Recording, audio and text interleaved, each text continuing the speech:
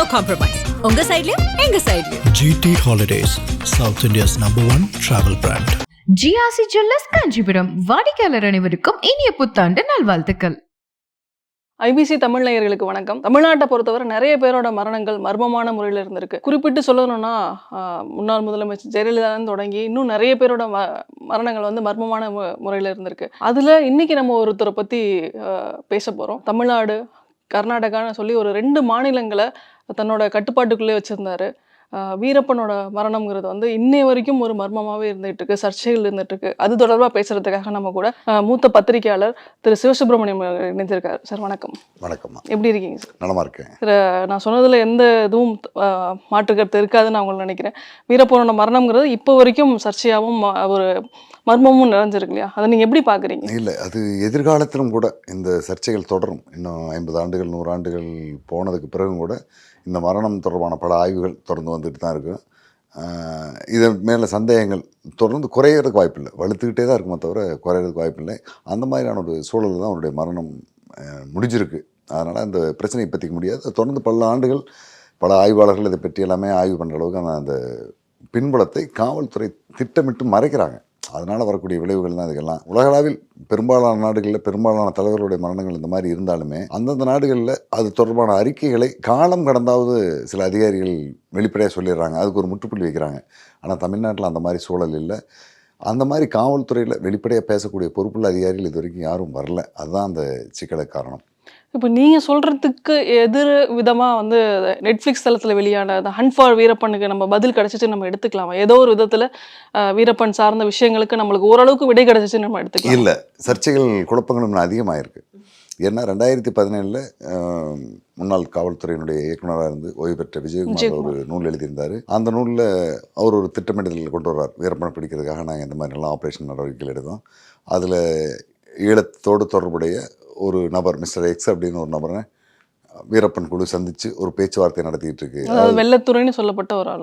ஆமாம், அந்த குழுவை சந்தித்து பேசிகிட்டு இருக்கு. அதை தெரிஞ்சு நாங்கள் அவங்கள கைது பண்ணி பயமுறுத்தினோம், மிரட்டினோம், எங்களுக்கு உதவி செய்ய வேண்டிய ஒரு சூழ்நிலையை நிர்பந்தத்தை உருவாக்கணும். அவர் உதவி பண்ணார். அவர் மூலமாக வெள்ளத்துறை அப்படிங்கிற எங்களுடைய எஸ்ஐ, அதாவது ஒரு சென்னையில் இருந்தவர், திருச்சி பகுதியில் பணியாற்றினவர், அவர் கொண்டு வந்து நாங்கள் எஸ்டிஎஃப்பில் ஸ்பெஷல் ட்ரைனிங் எல்லாம் கொடுத்து ஈழத்தமிழர்கள் பேசுகிற மாதிரி பேச்சுக்களை எல்லாம் பேச வச்சு அவரை காட்டுக்குள்ளே அனுப்பி அவர் தான் வீரப்பனோடு சந்தித்து பேசி உங்களை ஈழத்துக்கு கொண்டு போகிறதுக்கான வாய்ப்பை நான் ஏற்படுத்தி தர்றேன் அப்படின்னு சொன்னார். மிஸ்டர் எக்ஸும் அதுக்கு ஒத்துழைப்பு கொடுத்தாரு. இந்த 2 பேருடைய நாடகத்தின் மூலமாக நாங்கள் வீரப்பனை வெளியில் கொண்டு வந்தோம். அந்த பாப்பாரப்பட்டிங்கிற இடத்துல ஒரு இலங்கையினுடைய தமிழீழ பகுதிக்கு தப்பிச்சு போகிறதுக்காக வரும்போது நாங்கள் சுட்டுக்கொண்டோம் அப்படின்னு சொல்லியிருந்தார். அதில் அவர் வந்து தன்னுடைய திட்டப்படி வழிகாட்டுதலின்படி வெள்ளைத்துறை தான் காட்டுக்குள்ளே போய் வீரப்பனை சந்தித்து பேசி அழைச்சிட்டு வந்த நபராக சொல்லி ஆவணப்படுத்தியிருக்காரு. இது ஒரு சாதாரண நபர் இல்லை, ஒரு காவல்துறையினுடைய அகில இந்திய அளவில் ஒரு மிக பெரும் பொறுப்பில் இருந்தவர், காஷ்மீர் மாநில ஆளுநருடைய ஆலோசகராக இருந்தவர், பிரதமருடைய பாதுகாப்புத்துறை ஆலோசகராக இருந்தவர். அவர் சொல்லியிருக்கிற அதுக்கு நேர் எதிராக அவருடைய குழுவில் முக்கிய பொறுப்பில் இருந்த செந்தாமரை கண்ணன் இந்த ஹண்ட் ஃபார் வீரப்பனில் ஈழத்தைச் சேர்ந்த போராளியாக புலிகள் அமைப்பை சேர்ந்த அந்த தொடர்பாளர் நான் தான் போனேங்கிறார். இது ஒரு பிரச்சனையை முடிக்குமா அப்படின்னு பார்த்தா மீண்டும் சர்ச்சையை உருவாக்குற அளவுக்கு வந்திருக்கு. ஏன்னா 2 பேருமே நேர் எதிரான கருத்துக்கள் இருக்காங்க.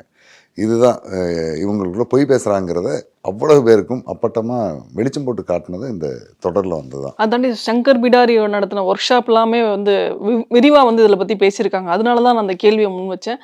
அதுக்கு முன்னாடி இப்போ அந்த எக்ஸ் ஒய் அதை தாண்டி நம்ம வீரப்பன் பற்றி பேசுறதுக்கு இன்னும் ஒரு 30-40 வருஷத்துக்கு பின்னாடி 1970 நம்ம பேசணும்னு நினைக்கிறேன்.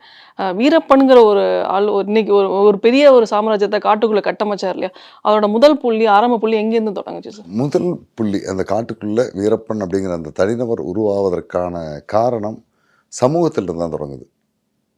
மேட்டூர் அணை கட்டப்படுது, அரசு மக்களுக்கு நல்லது செய்யணும் அப்படிங்கிறதுக்காக. தஞ்சை தாழ்நில பகுதியில் இருக்கிற மக்களுடைய வேளாண்மை பாதுகாக்கணும். ஏன்னா அந்த காலகட்டங்களில் கர்நாடகாவில் அணைகள் கிடையாது. இன்னைக்கு கிட்டத்தட்ட ஒரு 17-18 அணைகள் கர்நாடகாவுடைய நீர்பிடிப்பு பகுதியில் கட்டப்பட்டிருக்கு.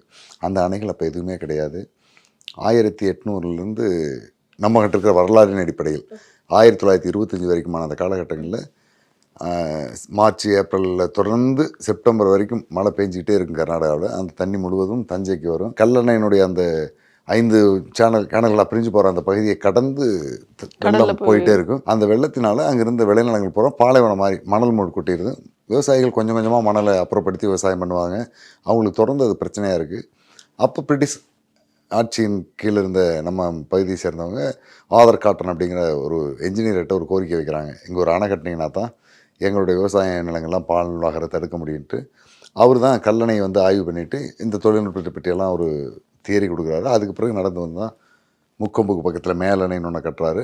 அதனுடைய வாய்க்காலாக கொள்ளிடம் கால்வாய் வழியாக ஓவராக வரக்கூடிய தண்ணியை பிரித்து விட்டாரு. அந்த தண்ணி மீண்டும் விவசாயத்துக்கு பயன்படுத்துங்கிறதுக்காக அணைக்கரைங்கிற இடத்துல கீழணைன்னு ஒன்று கட்டுறாரு. இந்த ரெண்டையும் கட்டி முடிக்கும் போதும் தண்ணி மேலேருந்து வந்துகிட்டே இருக்குது. அப்போ மேலே அப்படியே காவிரி ஆற்று வழியாக நடந்து பயணம் பண்ணுறாரு. மேட்டூரில் இப்போ இருக்கிற அணைக்கு பக்கத்தில் ஒரு அணையை கட்டி ஒரு 100 டிஎம்சி தண்ணியை தேக்கிறதுக்கான வாய்ப்பு இருக்குது அப்படிங்கிறத பற்றி பிரிட்டிஷ் அரசுக்கு கடிதம் கொடுக்குறாரு. அதன் தொடர்ச்சியாக தான் ஒரு 90 ஆண்டுகள் போராட்டத்துக்கு பிறகு இந்த அணை கட்டியிருக்கு. இந்த அணை கட்டும்போது அந்த அணைக்கு உள்ள 66 ஊர்கள் மூழ்கி போகுது. அந்த ஊரில் ஒன்றில் வாழ்ந்தவர் தான் வீரப்பன், அவங்களுடைய பெற்றோர்கள். இந்த அரசு இப்போ வந்து 8 வழிச்சாலைக்கு 16 வழிச்சாலைக்கு விமான நிலைய விரிவாக்கத்துக்கு இப்படி பல்வேறு காரணங்களுக்காக மின்சார வாரியத்தினுடைய டவர் அமைக்கிறதுக்கு இப்படி பல்வேறு காரணங்களுக்காக அதாவது அந்த பேசவே தெரியாத விவசாயிகள் இருக்காங்க இல்லையா, அவனுடைய நிலத்தை அரசு கையகப்படுத்துது. இது அரசு மக்களுடைய நோக்கத்துக்கு நம்மளுடைய நோக்கத்துக்கு தான் கையகப்படுத்துதுன்னு நம்ம நினைச்சாலும் நம்ம செய்கிறது ஒரு பெரிய தப்பு தான். அவனுடைய வாழ்க்கையை கெடுத்து நீ வாழ்கிறது என்ன ஒரு வாழ்க்கை? அவன் அப்படியே வாழும் வகையிலேயே நீ வாழணும். இதுதான் கிட்டத்தட்ட 2000 ஆண்டுகளாக வாழ்ந்துட்டு இருக்கிற அமைப்பு. இந்த ஒரு 100 ஆண்டுகளுக்குள்ளே எவ்வளவு பெரிய தவறுகளை எல்லாம் செய்ய ஆரம்பிச்சிருக்கோம். அந்த மாதிரி செய்ய ஆரம்பித்தது தான் மேட்டூர் அணையில் இருந்த மக்களை அகதிகளாக வெளியேற்றாங்க. அப்போ என்ன ஏக்கருக்கு 160 ரூபா கொடுக்குறாங்க. முழுமையாக பாதிக்கப்படுறவங்களுக்கு 160, கொஞ்சம் பாதிக்கப்படுறவங்களுக்கு 80 அப்படிங்கிற மாதிரி ஒரு ஏக்கருக்கான தொகையை நிர்ணயம் பண்ணுறாங்க. வீடு இடங்களுக்கு பதிலாக மாற்று இடமா காடுகளை ஒட்டி இருக்கிற பகுதியில் நீங்கள் எங்கே வேணாலும் போய் குடியேறலான்னு சொல்கிறாங்க. அப்போ அரசாங்கத்தை ஏற்று போராடுறதுக்கு திராணி இல்லாமல் இருந்த அந்த அப்பாவி மக்கள் கூட்டமாக வெளியேறாங்க. வெளியேறினவங்க தான் இன்றைக்கி கர்நாடக மாநிலத்தினுடைய பல்வேறு காட்டுப்பகுதிகளில் இருக்கிற தமிழ் மக்கள் அங்கே போய் எல்லாம் குடியேறாங்க. அப்படி ஒரு குழு தான் செங்கப்பாடிங்கிற அந்த ஊரில் போய் குடியேறுது. அது வந்து 1959 வரைக்கும் அது தமிழ்நாடு. அதுக்கு பிறகு தான் மொழிவாரி மாநிலங்கள் பிரிக்கும்போது நதிகளை எல்லையாக வச்சு பிரிக்கும்போது அந்த நதியினுடைய அந்த கரையில் இருந்தது கர்நாடகா வருது, இந்த கரை தமிழ்நாட்டுக்கு வருது. இந்த பிரிவினைக்கு பிறகு இப்போ 2023 மேட்டூர் அணையினுடைய நீர்பிடிப்பு பகுதியில், அதாவது அவங்க பிரிட்டிஷ்காரங்களுடைய ஆட்சி காலத்தில் நீர் 120 அடிக்கு தேங்கும் போது எவ்வளவெல்லாம் தண்ணி சூழ்ந்திருக்கோ அந்த இடத்துக்கெல்லாம் இழப்பீடு கொடுத்துட்டாங்க. இழப்பீடு கொடுத்துருந்தாலுமே 50 அடி ஆழத்தில் 60 அடி ஆழத்தில் தண்ணி நிற்கும் போது மீதி நிலங்களில் குறுகிய கால பயிர்களை விவசாயம் பண்ணிட்டு இருப்பாங்க மக்கள். இன்றைக்கி வரைக்கும் இருக்குது. இப்போ தருமபுரியினுடைய டிஎஃப்ஓ வந்திருக்க ஒருத்தர் அந்த இடத்துல நீங்கள் விவசாயம் பண்ணக்கூடாது, வெளியே போங்கன்னு துரத்துறாரு. இன்னுமே அந்த மக்களை ரொம்ப எளிமையாக வலிய நிலையில் இருக்கக்கூடிய அந்த ஏழ்மையான நிலையில் இருக்கக்கூடிய அந்த மக்களை அதிகாரிகள் பயமுறுத்துறது, அவங்களை விரட்டுறது, இவங்களுடைய உத்தரவை கேட்கலன்னா அவங்க மேலே வழக்கு போடுறது, இந்த மாதிரி நடவடிக்கைகள் நடந்துட்டு இருக்காங்க. இது ஒரு 100 ஆண்டுகளுக்கு முன்னால் ரொம்ப கொடுமையாக இருந்திருக்கு. அந்த கட்டத்தில் தான் வீரப்பனுடைய குடும்பம் பிழைப்புக்காக வழி தேடி செங்கப்பாடிக்கு போகுது. இங்கே விவசாயம் செஞ்சிட்ருக்காங்க, அறுவடை பண்ணுறாங்க, ராகி நடுறாங்க, நெல் நடுறாங்க, சோளம் போடுறாங்க, மாடு வச்சுருக்காங்க. இதையெல்லாம் விட்டுட்டு அந்த காட்டுக்குள்ளே போய் குடியேறும்போது அவங்களுக்கு வேறு வழி இல்லை. அதனால் வேட்டையாடுறாங்க, காட்டு பண்ணி வேட்டையாடுறாங்க, மானை வேட்டையாடி சாப்பிட்றாங்க. மீதி கொஞ்சம் கொஞ்சமாக வேளாண்மை கற்றுக்கிட்டு அந்த பகுதியில் இந்த கொத்துக்காட்டு விவசாயம்பாங்க, சும்மா சின்ன சின்ன செடிகள் பயிர்கள் நட்டு எடுத்து அதை பாதி இடத்துல என்ன விவசாயம் செய்ய முடியுமோ அந்த மாதிரி அதுதான். அது ஒரு 1/2 ஏக்கர் 1 ஏக்கர் தான், பெரிய அளவிலான சமநிலங்கள் கிடையாது அந்த காலத்தில். அந்த இடங்களில் கால்நடைகளை வச்சு தீவனம் போட்டு வளர்த்துக்கிட்டு கொஞ்சம் கொஞ்சமாக வாழ்கிறாங்க. அவங்களுடைய வாழ்க்கையில் வேட்டை ஒரு முக்கிய பங்காக இருக்குது. அந்த மாதிரி வேட்டையாடிட்டு இருக்காங்க. 1972 வரைக்குமே வேட்டை அனுமதிக்கப்பட்டதாக இருக்குது. பெண்மானை கொல்லக்கூடாது அப்படிங்கிற நிபந்தனையோட ஆண்மான்களையும் காட்டுப்பண்ணிகளையும் இப்போ கூட கேரளா கவர்மெண்ட் காட்டுப்பண்ணிகளை வேட்டையாட ஒரு குறிப்பிட்ட பகுதிக்கு அனுமதி கொடுத்துருக்காங்க. அந்த மாதிரி அடித்து சாப்பிட்றதுக்கு இவங்க அனுமதிச்சாங்க. 72 வன உயிரினங்களை பாதுகாக்கணும் அப்படிங்கிற ஒரு சட்டம் வந்தோடனே அன்றையிலிருந்து வேட்டை தடை செய்யப்பட்டது. நீ வேட்டையாடக்கூடாதுன்னா அவன் என்ன செய்வான்? வேட்டையாடக்கூடாதுன்னா இவங்க மாற்று வழி அவனுக்கு கொடுத்துருக்கணும். இன்றைக்கு வரைக்குமே அந்த செங்கப்பாடிங்கிற ஊரில் எந்த விதமான முன்னேற்றத்துக்குமான வழிகளை கர்நாடக அரசு கொடுக்கல. வனத்துறை இப்போ ஓரளவுக்கு செய்கிறாங்க, வேளாண்மை சார்ந்து தான் அவங்க வாழ்ந்துட்டு இருக்காங்க. இப்போ ஒரு 30 ஆண்டுகளுக்கு முன்னே போக்குவரத்தே இல்லை. அன்றைக்கி ரோடு கிடையாது, சைக்கிள் கிடையாது, மாட்டு வண்டி மட்டும்தான் இருக்குது, டிராக்டர் அறிமுகம் கிடையாது, மின்சாரம் கிடையாது. இந்த மாதிரியான காலகட்டத்தில் அவனுக்கு வேட்டை செய்யக்கூடாதுன்னு சொல்லும்போது வேறு வழி இல்லை, சட்டத்தை மீற வேண்டிய ஒரு சூழலுக்கு வருது. பொருளாதார தேவை வருது. பொருளாதாரத்துக்கு அந்த காட்டுக்குள்ளே வேறு எதுவுமே செய்ய முடியாது. இன்றைக்கி இருக்கிற மக்களுக்கு தேன் எடுக்கிறது, இந்த விளக்குமாறு உரிச்சிட்டு வந்து கொடுக்கறது, சில கிழங்குகளை பிடுங்கி வைக்கிறது, இதை தவிர அவனுக்கு பொருளாதாரத்துக்கு வழி இல்லை. இப்படி எதை செஞ்சாலுமே வருடத்துக்கு ஒரு 1000 ரூபா அவன் சம்பாதிக்கிறதே பெருசு. அப்போது ஒரு குழு யானை வேட்டையாடிட்டு இருக்கு. அந்த வேலையை வீரப்பன் சின்ன வயசுல இருக்கிறதுக்கு முன்னாடி, வீரப்பனுக்கு முன்னாடியே ஒரு பலர் இருக்காங்க. இது வந்து கிட்டத்தட்ட 100 ஆண்டு காலமாகவே யானை வேட்டைங்கிறது ஒரு பங்காக தான் இருந்திருக்கு. மைசூர் மகாராஜாவுடைய அரண்மனையிலேயே இருந்திருக்கு. இது இறந்து போன யானை தந்தமா கொல்லப்பட்ட யானை தந்தமாங்கிறது நமக்கு தெரியாது. இங்கிலாந்தில் வாழக்கூடிய ஐரோப்பிய நாடுகளில் வாழக்கூடிய பல ஆங்கிலேய அதிகாரிகள் இந்தியாவுக்கு வந்துட்டு போனவங்க யானை தந்தம் கொண்டு போயிருக்காங்க. வீரப்பன் தன்னோட எத்தனாவது வயசுல இந்த மாதிரி யானை வேட்டைக்கு போறாரு? அவருக்கு வேட்டைங்கிறது ஒரு 12-13 வயசுலேயே ஆரம்பிச்சிடாரு. துப்பாக்கி எடுத்து விலங்குகளை வேட்டையாடுங்கிற அந்த நுட்பத்துக்கு வந்துடுறாரு. யானை வேட்டைங்கிறது கிட்டத்தட்ட 1970 ஆரம்பிக்கிறார். 70னா அவருக்கு வந்து வயது 20, ஒரு 18லேருந்து 20 வயதுக்குள்ளாகவே யானை வேட்டை ஆரம்பிச்சிடாரு. 72 அவர் மேலே வழக்கெல்லாம் பதிவாயிருது. வீரப்பன் ஒரு குறிப்பிடத்தக்க யானை வேட்டைக்காரன் அப்படிங்கிறது வனத்துறையினுடைய பார்வைக்கு வந்துடுது. 72 அவரை கைதும் பண்ணுறாங்க. அந்த கைதிலிருந்து தப்பிச்சிட்றாரு. பெங்களூர்ல? ஆமாம், இல்லை, 72 கைது பண்ணது அவருடைய வீட்டுக்கு பக்கத்துலேயே அங்கேருந்து வனத்துறை அலுவலர் ஸ்ரீரங்கன் ஒரு கார்டு இருக்கார். அவர் டிஎஃப்ஓ இந்த மாதிரி யானை வேட்டையாடிட்டு இருக்கா முழுக்கன்னு ஒரு தகவல் வந்திருக்கு, அவனை கூட்டிகிட்டு வாங்குறாரு.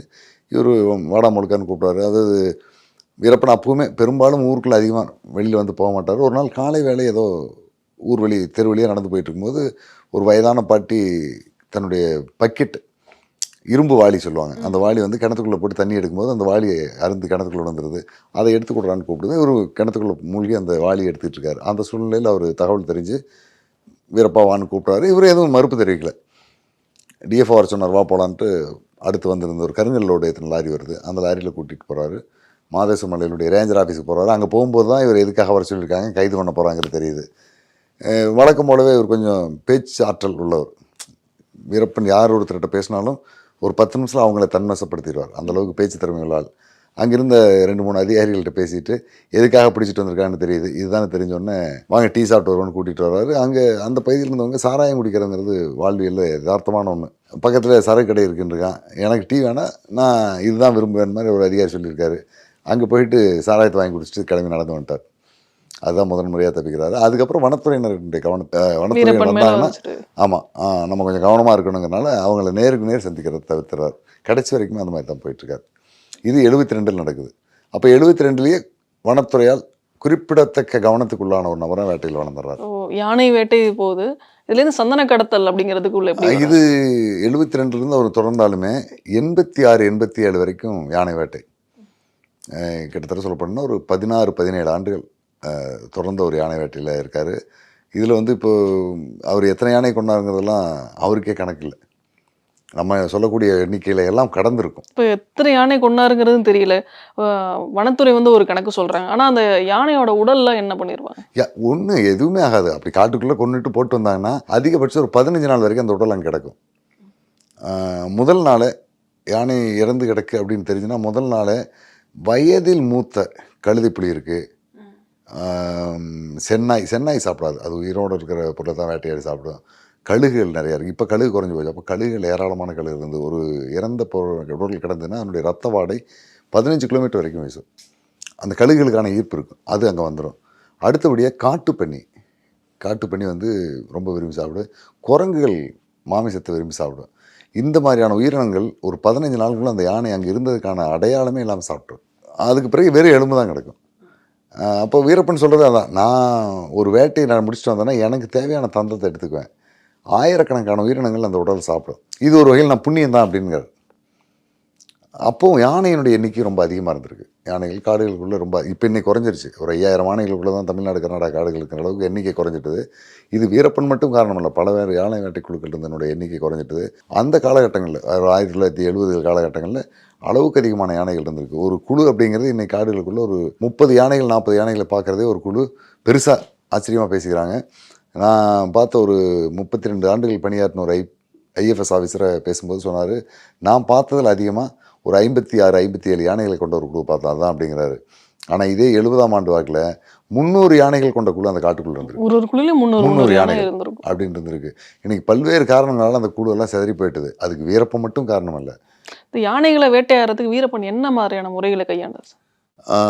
இது வேட்டைக்காரங்களுக்கு உள்ளே தெரியும். அது வீரப்பன் மட்டும் இல்லை, பொதுவாக காட்டை வேட்டையாடுறவங்களுக்கு ஒரு வேட்டையை அடிக்கணும்னா அதனுடைய நெத்தி பகுதியை எய்ம் பண்ணி அடிப்பாங்க. அது வந்து ரொம்ப பலமில்லாத வேகம் குறைவான நிலையில் போனால் கூட தலையில் தோட்டம் அடிச்சுன்னா மூளை சிதைஞ்சிரும்.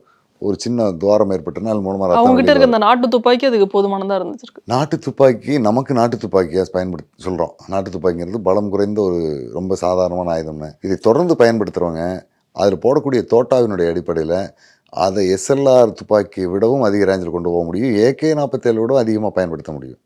அது அந்த நாட்டு துப்பாக்கி போடக்கூடிய மருந்தின் அளவு இருக்குது. அந்த அளவை கூட்ட கூட்ட கூட்ட கூட்ட அதனுடைய வேகம் அதிகமாகும். என்ன கையில் பிடிச்சி வைக்க அடிக்கிறதுக்கு கொஞ்சம் சிரமமாக இருக்கும். அதுக்கு பயிற்சி உள்ளார்கள் சரியாக பண்ணுவாங்க. அந்த வகையில் வீரப்பன் ரொம்ப சாதுரியமாக பண்ணக்கூடியவர். யானையினுடைய நெஞ்சு, இந்த கழுத்தினுடைய உள்பக்கம், நெத்தி, இந்த மாதிரி இடத்த தான் எய்ம் பண்ணி அடிப்பாங்க. யானை அடித்து அது ஒரு போராட்டத்தில் ஒரு 100 அடி 50 அடி தூரம் போய் விழுகும். அடித்த இடத்துலையே விழுகும். கொஞ்சம் இவங்க அடிக்கிறதுக்குள்ளான அந்த நேரத்துக்குள்ளாக அது உடலை மாற்றி திரும்பிட்டுனா 1 கிலோமீட்டர் 2 கிலோமீட்டர் தொடர்ந்து ஓடியும் விழுகும். அந்த மாதிரி அதை தொடர்ந்து பின்தொடர்ந்து போகணும். ஒரு சில இடங்களில் யானை அடி வாங்கி தப்பி போய் 2 நாள் 3 நாளுக்கு பிறகுலாம் இவங்க போய் கண்டுபிடிச்சிருக்காங்க. விழுந்து இறந்து கிடந்தெல்லாம் எடுத்திருக்காங்க. இந்த மாதிரி யானை வேட்டையில் பல்வேறு விதமான சூழல்கள்லாம் அதை அடித்து கொண்டிருக்காரு. ஒரு நபரால் யானையை வேட்டையாடி எடுக்க முடியாது. குறைந்தபட்சம் ஒரு 5லேருந்து 6 பேர் தேவைப்படும்.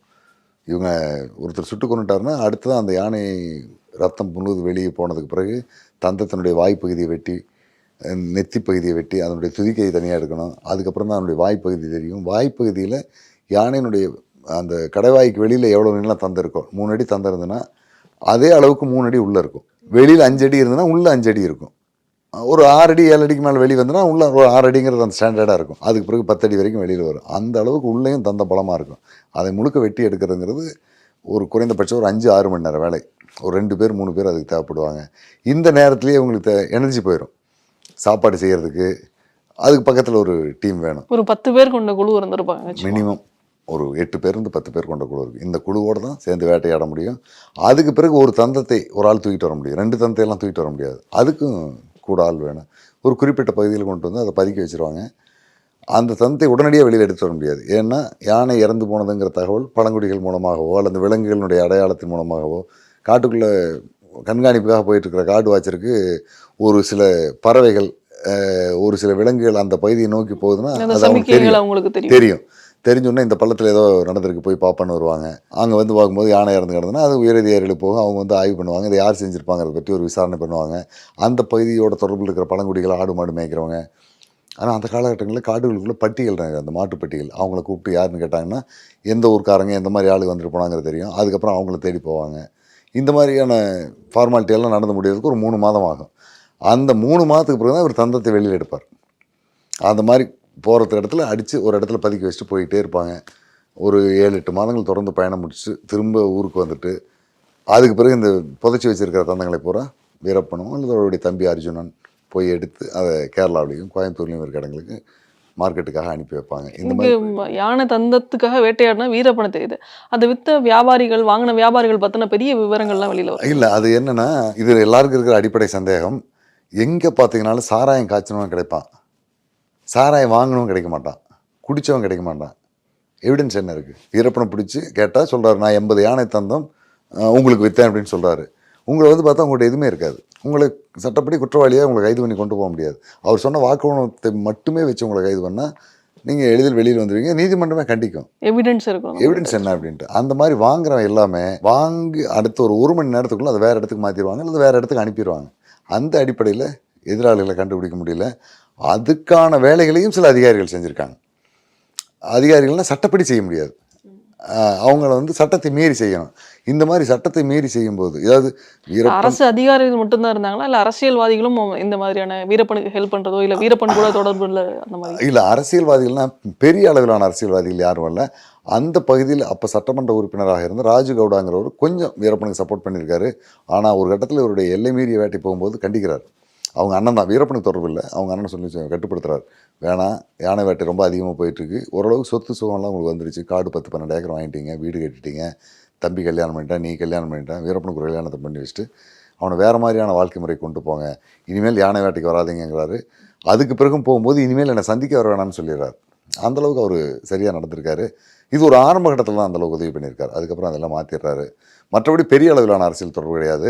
ஆனால் இந்த தந்தம் வாங்குறாங்க இல்லையா, அவங்களுக்கு ஒரு நெட்வொர்க் இருக்கும். நிச்சயமாக அவங்களுக்கான அதிகாரிகளுடைய தொடர்பு இருந்திருக்கு, அரசியல்வாதிகளுடைய தொடர்பு இருந்திருக்கு. அந்த தொடர்புகளை பற்றி வீரப்பனுக்கு எதுவும் தெரியல. நான் இப்போ ஆய்வு பண்ணும்போதும் அந்த காலங்களில் ஒரு 25 ஆண்டுகளுக்கு முன்னே அவங்க யார் பேக் போனாக இருந்தாங்கிறது நம்மளால் அனுமானிக்க முடியல. ஏன்னா அவங்க எல்லாமே இறந்துட்டாங்க, யாரும் இல்லை. அந்த வகையில் கோவையில் சுப்பிரமணியம்னு ஒருத்தர் இருக்கார், SP சுப்பிரமணியம். அவர் தான் வீரப்பனுடைய யானை வேட்டைக்கான ஒரு முக்கிய ஏஜெண்டாக இருந்திருக்காரு. அவர்கிட்ட கொடுக்குற தந்தங்கள் எல்லாமே அவர் கொள்முதல் பண்ணி அங்கிருந்து மும்பைக்கு பல்வேறு விதமான டிரான்ஸ்போர்ட்டில் அனுப்பிடுவார். மும்பையில் அவருடைய பையன் கோபால்னு ஒருத்தர் தங்கி இருந்துட்டு அவர் இன்டர்நேஷ்னல் மார்க்கெட்டுக்கு அனுப்பிட்டு இருந்திருக்காரு. கடல் மார்க்கமா அப்படி? ஆமாம், கடல் மார்க்கம் அனுப்பியிருந்தார். அது தவிர கேரளாவில் சில நேரங்களில் அதாவது தொடர்ந்து ஒருத்தருக்கே நம்ம தந்தம் கொடுத்துட்டு இருந்தோம்னா அவன் விலையை குறைச்சிட்டே வருவான். அப்போ ஆல்டர்னேட்டிவாக கேரளாவில் இருக்கக்கூடிய சில கைவினை கலைஞர்கள், அது நிறைய பேர் சொல்கிறாங்க, விபீஷணன் ஒருத்தர் சொல்கிறாங்க, பிரபுன்னு ஒருத்தர் சொல்கிறாங்க, பாய் ஒருத்தர் சொல்கிறாங்க, இந்த மாதிரி பல ஆள் இருந்திருக்காங்க. அவங்களுக்கும் அப்பப்போ இவங்க தந்தம் கொடுப்பாங்க. இந்த வகையில் கேரளாவில் இருக்கிறவங்க எல்லாமே கைவினை பொருளாக மாற்றி அதை வெளிநாடுகளுக்கு மார்க்கெட் பண்ணுற வேலை பண்ணியிருக்காங்க. இதை அடுத்தடுத்த கட்டத்தில் அதிகாரிகள், அதாவது என்ன ஒரு பெரிய சிக்கல்னா, நேர்மையாக வேலை செய்யணும்னு சில நினைக்கிற வனத்துறை அதிகாரிகள் இவங்களை சட்டவிரோதமாக பிடிச்சிட்டு வருவாங்க. பிடிச்சிட்டு வந்து எங்கே வாங்கினேன், யானத்தை வாங்கினேன், என்ன செஞ்ச சொல்லு அப்படின்னு ஒரு 2 நாள் 3 நாள் இல்லீகல் கஸ்டடியில் வச்சு விசாரிப்பாங்க. விசாரிக்கும் போது இவங்களுடைய தொடர்பு வக்கீல் கோர்ட்டுக்கு போயிடுவாங்க. எப்படி எங்கள் ஆளை பிடிச்ச, என்ன தந்தை ரெக்கவர் பண்ணியா, எப்படி எங்கள் மேலே கேஸ் போடலாம் அப்படின்னு வரை இவங்களுக்கு நீதிமன்றம் கண்டனம் கொடுக்கும். காசு வாங்குறதுக்காக நீ அவனை பிடிச்சிட்டு வந்தியா அப்படின்னு. அப்போ நேர்மையான அதிகாரியாக இருக்கிறவன் வெக்கப்படுவான். இது என்ன ரொம்ப அவமானமாகிற மாதிரி சொல்ல, அவங்க இருந்து பின் வாங்கிடுவாங்க. வீரப்பங்கிட்டையோ அல்லது வீரப்பனுடைய அண்ணன் மாதையன்ட்டையோ காசை வாங்கிட்டு கண்டுக்காம விட்டாங்க. கண்டுக்காம விட்டவங்க எல்லாமே சரியான நேரத்தில் ப்ரொமோஷன் வாங்கிட்டு மேலே போயிட்டாங்க. தடுக்க நினச்சவங்க பூரா பனிஷ்மெண்ட்டுக்குள்ளாகிறாங்க. அது அன்னைக்கு மட்டுமில்லை, இன்றைக்கும் நடந்துகிட்ருக்கு. எந்த அதிகாரி நேர்மையாக வேலை செய்கிறானோ அவன் மேலே நடவடிக்கை உள்ளாவான். சஸ்பெண்ட் ஆகிறது, ட்ரான்ஸ்ஃபர் ஆகிறது, 17B நோட்டீஸ் கொடுக்குறது, இதெல்லாமே உள்ளே நடக்கும். எந்த வேலையும் செய்யாமல் அதிகாரிகளுக்கு ஜால்ரா போட்டுக்கிட்டு பிரச்சனையே இல்லாமல் எந்த சர்வீஸ் பண்ணாமல் இருக்காங்களோ அவன் பார்த்தீங்கன்னா சரியான நேரத்துக்கு ப்ரொமோஷனில் மேலே போயிட்டே இருப்பாங்க. இது காலகாலமாக இந்தியாவில் நடந்துகிட்டு இருக்கிறது தான். குறிப்பாக தமிழ்நாட்டில் காவல்துறை வனத்துறையில் இது யதார்த்தமாக நடந்துட்டு இருக்கு. யானை தந்திலேருந்து சந்தன கடத்தல் அப்படிங்கிற ஒரு விஷயம் இருக்கு. அது 86ல் உள்ள வராரு. அது இல்லை, 86 எல்லாம் யானை தந்தில் தான் இருக்காரு. 87ல் இந்த யானை தந்தை பற்றிய முழுமையான தரவுகள் எல்லாமே கர்நாடகாவில் இருந்த DCF ஸ்ரீனிவாஸ் அப்படிங்கிற ஒருத்தர் எடுக்கிறார். அவர் வந்து ACF வரும்போதே சாமராஜநகர் மாவட்டத்துக்கு வர்றாரு. யானை வேட்டை பற்றி முழுமையாக தரவுகள்லாம் எடுக்கிறாரு. இதனுடைய தொடர்ச்சி எங்கே போகுது அப்படின்னு பார்த்தீங்கன்னா இன்டர்நேஷ்னல் மார்க்கெட்டுக்கு தான் இது போகுது. அப்போ வந்து தமிழ்நாட்டில் வேட்டையாடுறவனை மட்டும் கட்டுப்படுத்த முடியாது. வாங்குகிற பையரையும் பிடிக்கணும். பையரை பிடிச்சோன்னா பர்ச்சேஸ் பண்ணுறான்ல அவனும் முடிக்கணும். அதுக்கு அடுத்தபடியாக வாங்குறவன்கிட்ட ஒரு விழிப்புணர்வு ஏற்படுத்தணும். இது வந்து வேர்ல்டு வைட் நெட்வொர்க். இது நம்ம ஒரு உள்ளூரில் ஒரு நாட்டில் பண்ண முடியாது அப்படிங்கிற முடிவில் சீனிவாஸ் மணிப்பூருக்கு போகிறார், அசாம் போகிறாரு, பர்மாவுக்கு போகிறார். அங்கே இருக்கிற யானை நெட்வொர்க்லாம் எப்படி ஆமாம் எல்லாம் செயல்படுது அப்படின்னு பார்த்துட்டு எல்லாத்தையும் எடுத்து அங்கே இருக்கிற அதிகாரிகள்கிட்டையும் யானைகள் எந்தெந்த பகுதியிலலாம் வாழ்ந்துட்டு இருக்கோ அந்த பகுதிகளில் அவர் பயணம் பண்ணுறார். எடுத்துக்கிட்டு அமெரிக்காவுக்கு ஒரு ஆண்டு போகிறார் பயிற்சிக்காக. அங்கே போய் தான் உலகளாவிலான யானை வேட்டைக்கு காரணம் யானை தந்தத்தினுடைய பயன்பாடு. யானை தந்தத்தினால் செய்யப்பட்ட கைவினைப் பொருட்களை ஐரோப்பிய நாடுகள் இருக்கிற செல்வந்தர்கள் எவ்வளவு பணம் கொடுத்து வேணாலும் வாங்க தயாராக இருக்காங்க. அதனால தான் யானை கொல்லப்படுது. இப்படியே நடந்தால் எதிர்காலத்தில் உலகத்தில் யானைங்கிறதே இருக்காது. மொத்தம் 12 இனங்கள் உலகத்தில் இருந்திருக்கு. இப்போ 2 இனங்கள் தான் இருக்குது. ஆசிய யானை, ஆப்பிரிக்க யானை. அதுவும் குறிப்பாக ஒரு 12 நாடுகளுக்குள்ள தான் இருக்குது, வேறு நாடுகளில் கிடையாது. இந்த 12 நாடுகள் இருக்கிற யானையை காப்பாற்றணும்னா இதை தடை செய்யணுங்கிற அந்த ரிப்போர்ட்டை ஐக்கிய நாடுகள் சபைகள்லாம் கொடுக்குறாரு. அப்போ வரைக்கும் வீரப்பன் பற்றின விஷயங்கள் இவருக்கு பெரிய அளவுக்கு தெரியாது. ஐக்கிய நாடுகள் சபைக்கெல்லாம் கொடுத்ததுக்கு பிறகு ஐக்கிய நாடுகள் சபை 1986 இறுதியில் 87 ஆரம்பத்தில் யானை தந்தத்தினால் செய்யப்பட்ட பொருட்கள் எல்லாமே தடை செய்யணும், விற்கக்கூடாது அப்படின்னு அதை தடை பண்ணுறாங்க. தடை பண்ணதுக்கு பிறகு அந்த மார்க்கெட் நின்று போயிடுது. அதுக்கு பிறகு அது கள்ளச்சந்தையில் அப்படி கொஞ்சம் கொஞ்சமாக இன்றைக்கு வரைக்கும் விற்றுட்டு தான் இருக்குது. அது மருத்துவக்கு பயன்படுது அப்படின்னு. அது குறிப்பாக சீனா முறை மருத்துவங்களில் நிறைய மருத்துவங்களில் வந்து காண்டாமிருக கொம்பு பயன்படுத்துகிறாங்க, யானை தந்தம் பயன்படுத்துகிறாங்க அப்படிங்கிற மாதிரி செய்தியெல்லாம் வருது. அது அறிவியல் பூர்வமாக உண்மையான தெரியல. இந்த மாதிரி இந்த கள்ளச்சந்தை மார்க்கெட் இன்னளவு நடந்துகிட்டு தான் இருக்குது. ஆனால் பெரிய அளவிலான அந்த நெட்வொர்க் அப்போ முடிஞ்சிருது. அது முடிஞ்ச பிறகு தான் 87ல் ஒரு பாதியிலிருந்து 88ஆம் ஆண்டு முடிய வரைக்குமே வீரப்பன் வேறு தொழில் இல்லாமல் யானை வேட்டை செய்ய முடியாமல் பொருளாதாரத்தில் ரொம்ப பின்தங்கிய நிலையில் அந்த பகுதியில் தனக்கு தெரிஞ்சவங்க ஏற்கனவே இவர் சிலருக்கு உதவி பண்ணியிருப்பார், அவங்ககிட்ட கடன் வாங்குறது, இந்த மாதிரியான தொடர்புகளில் ரொம்ப நெருக்குதலுக்குள்ளான சூழலில் போயிட்டுருக்காரு.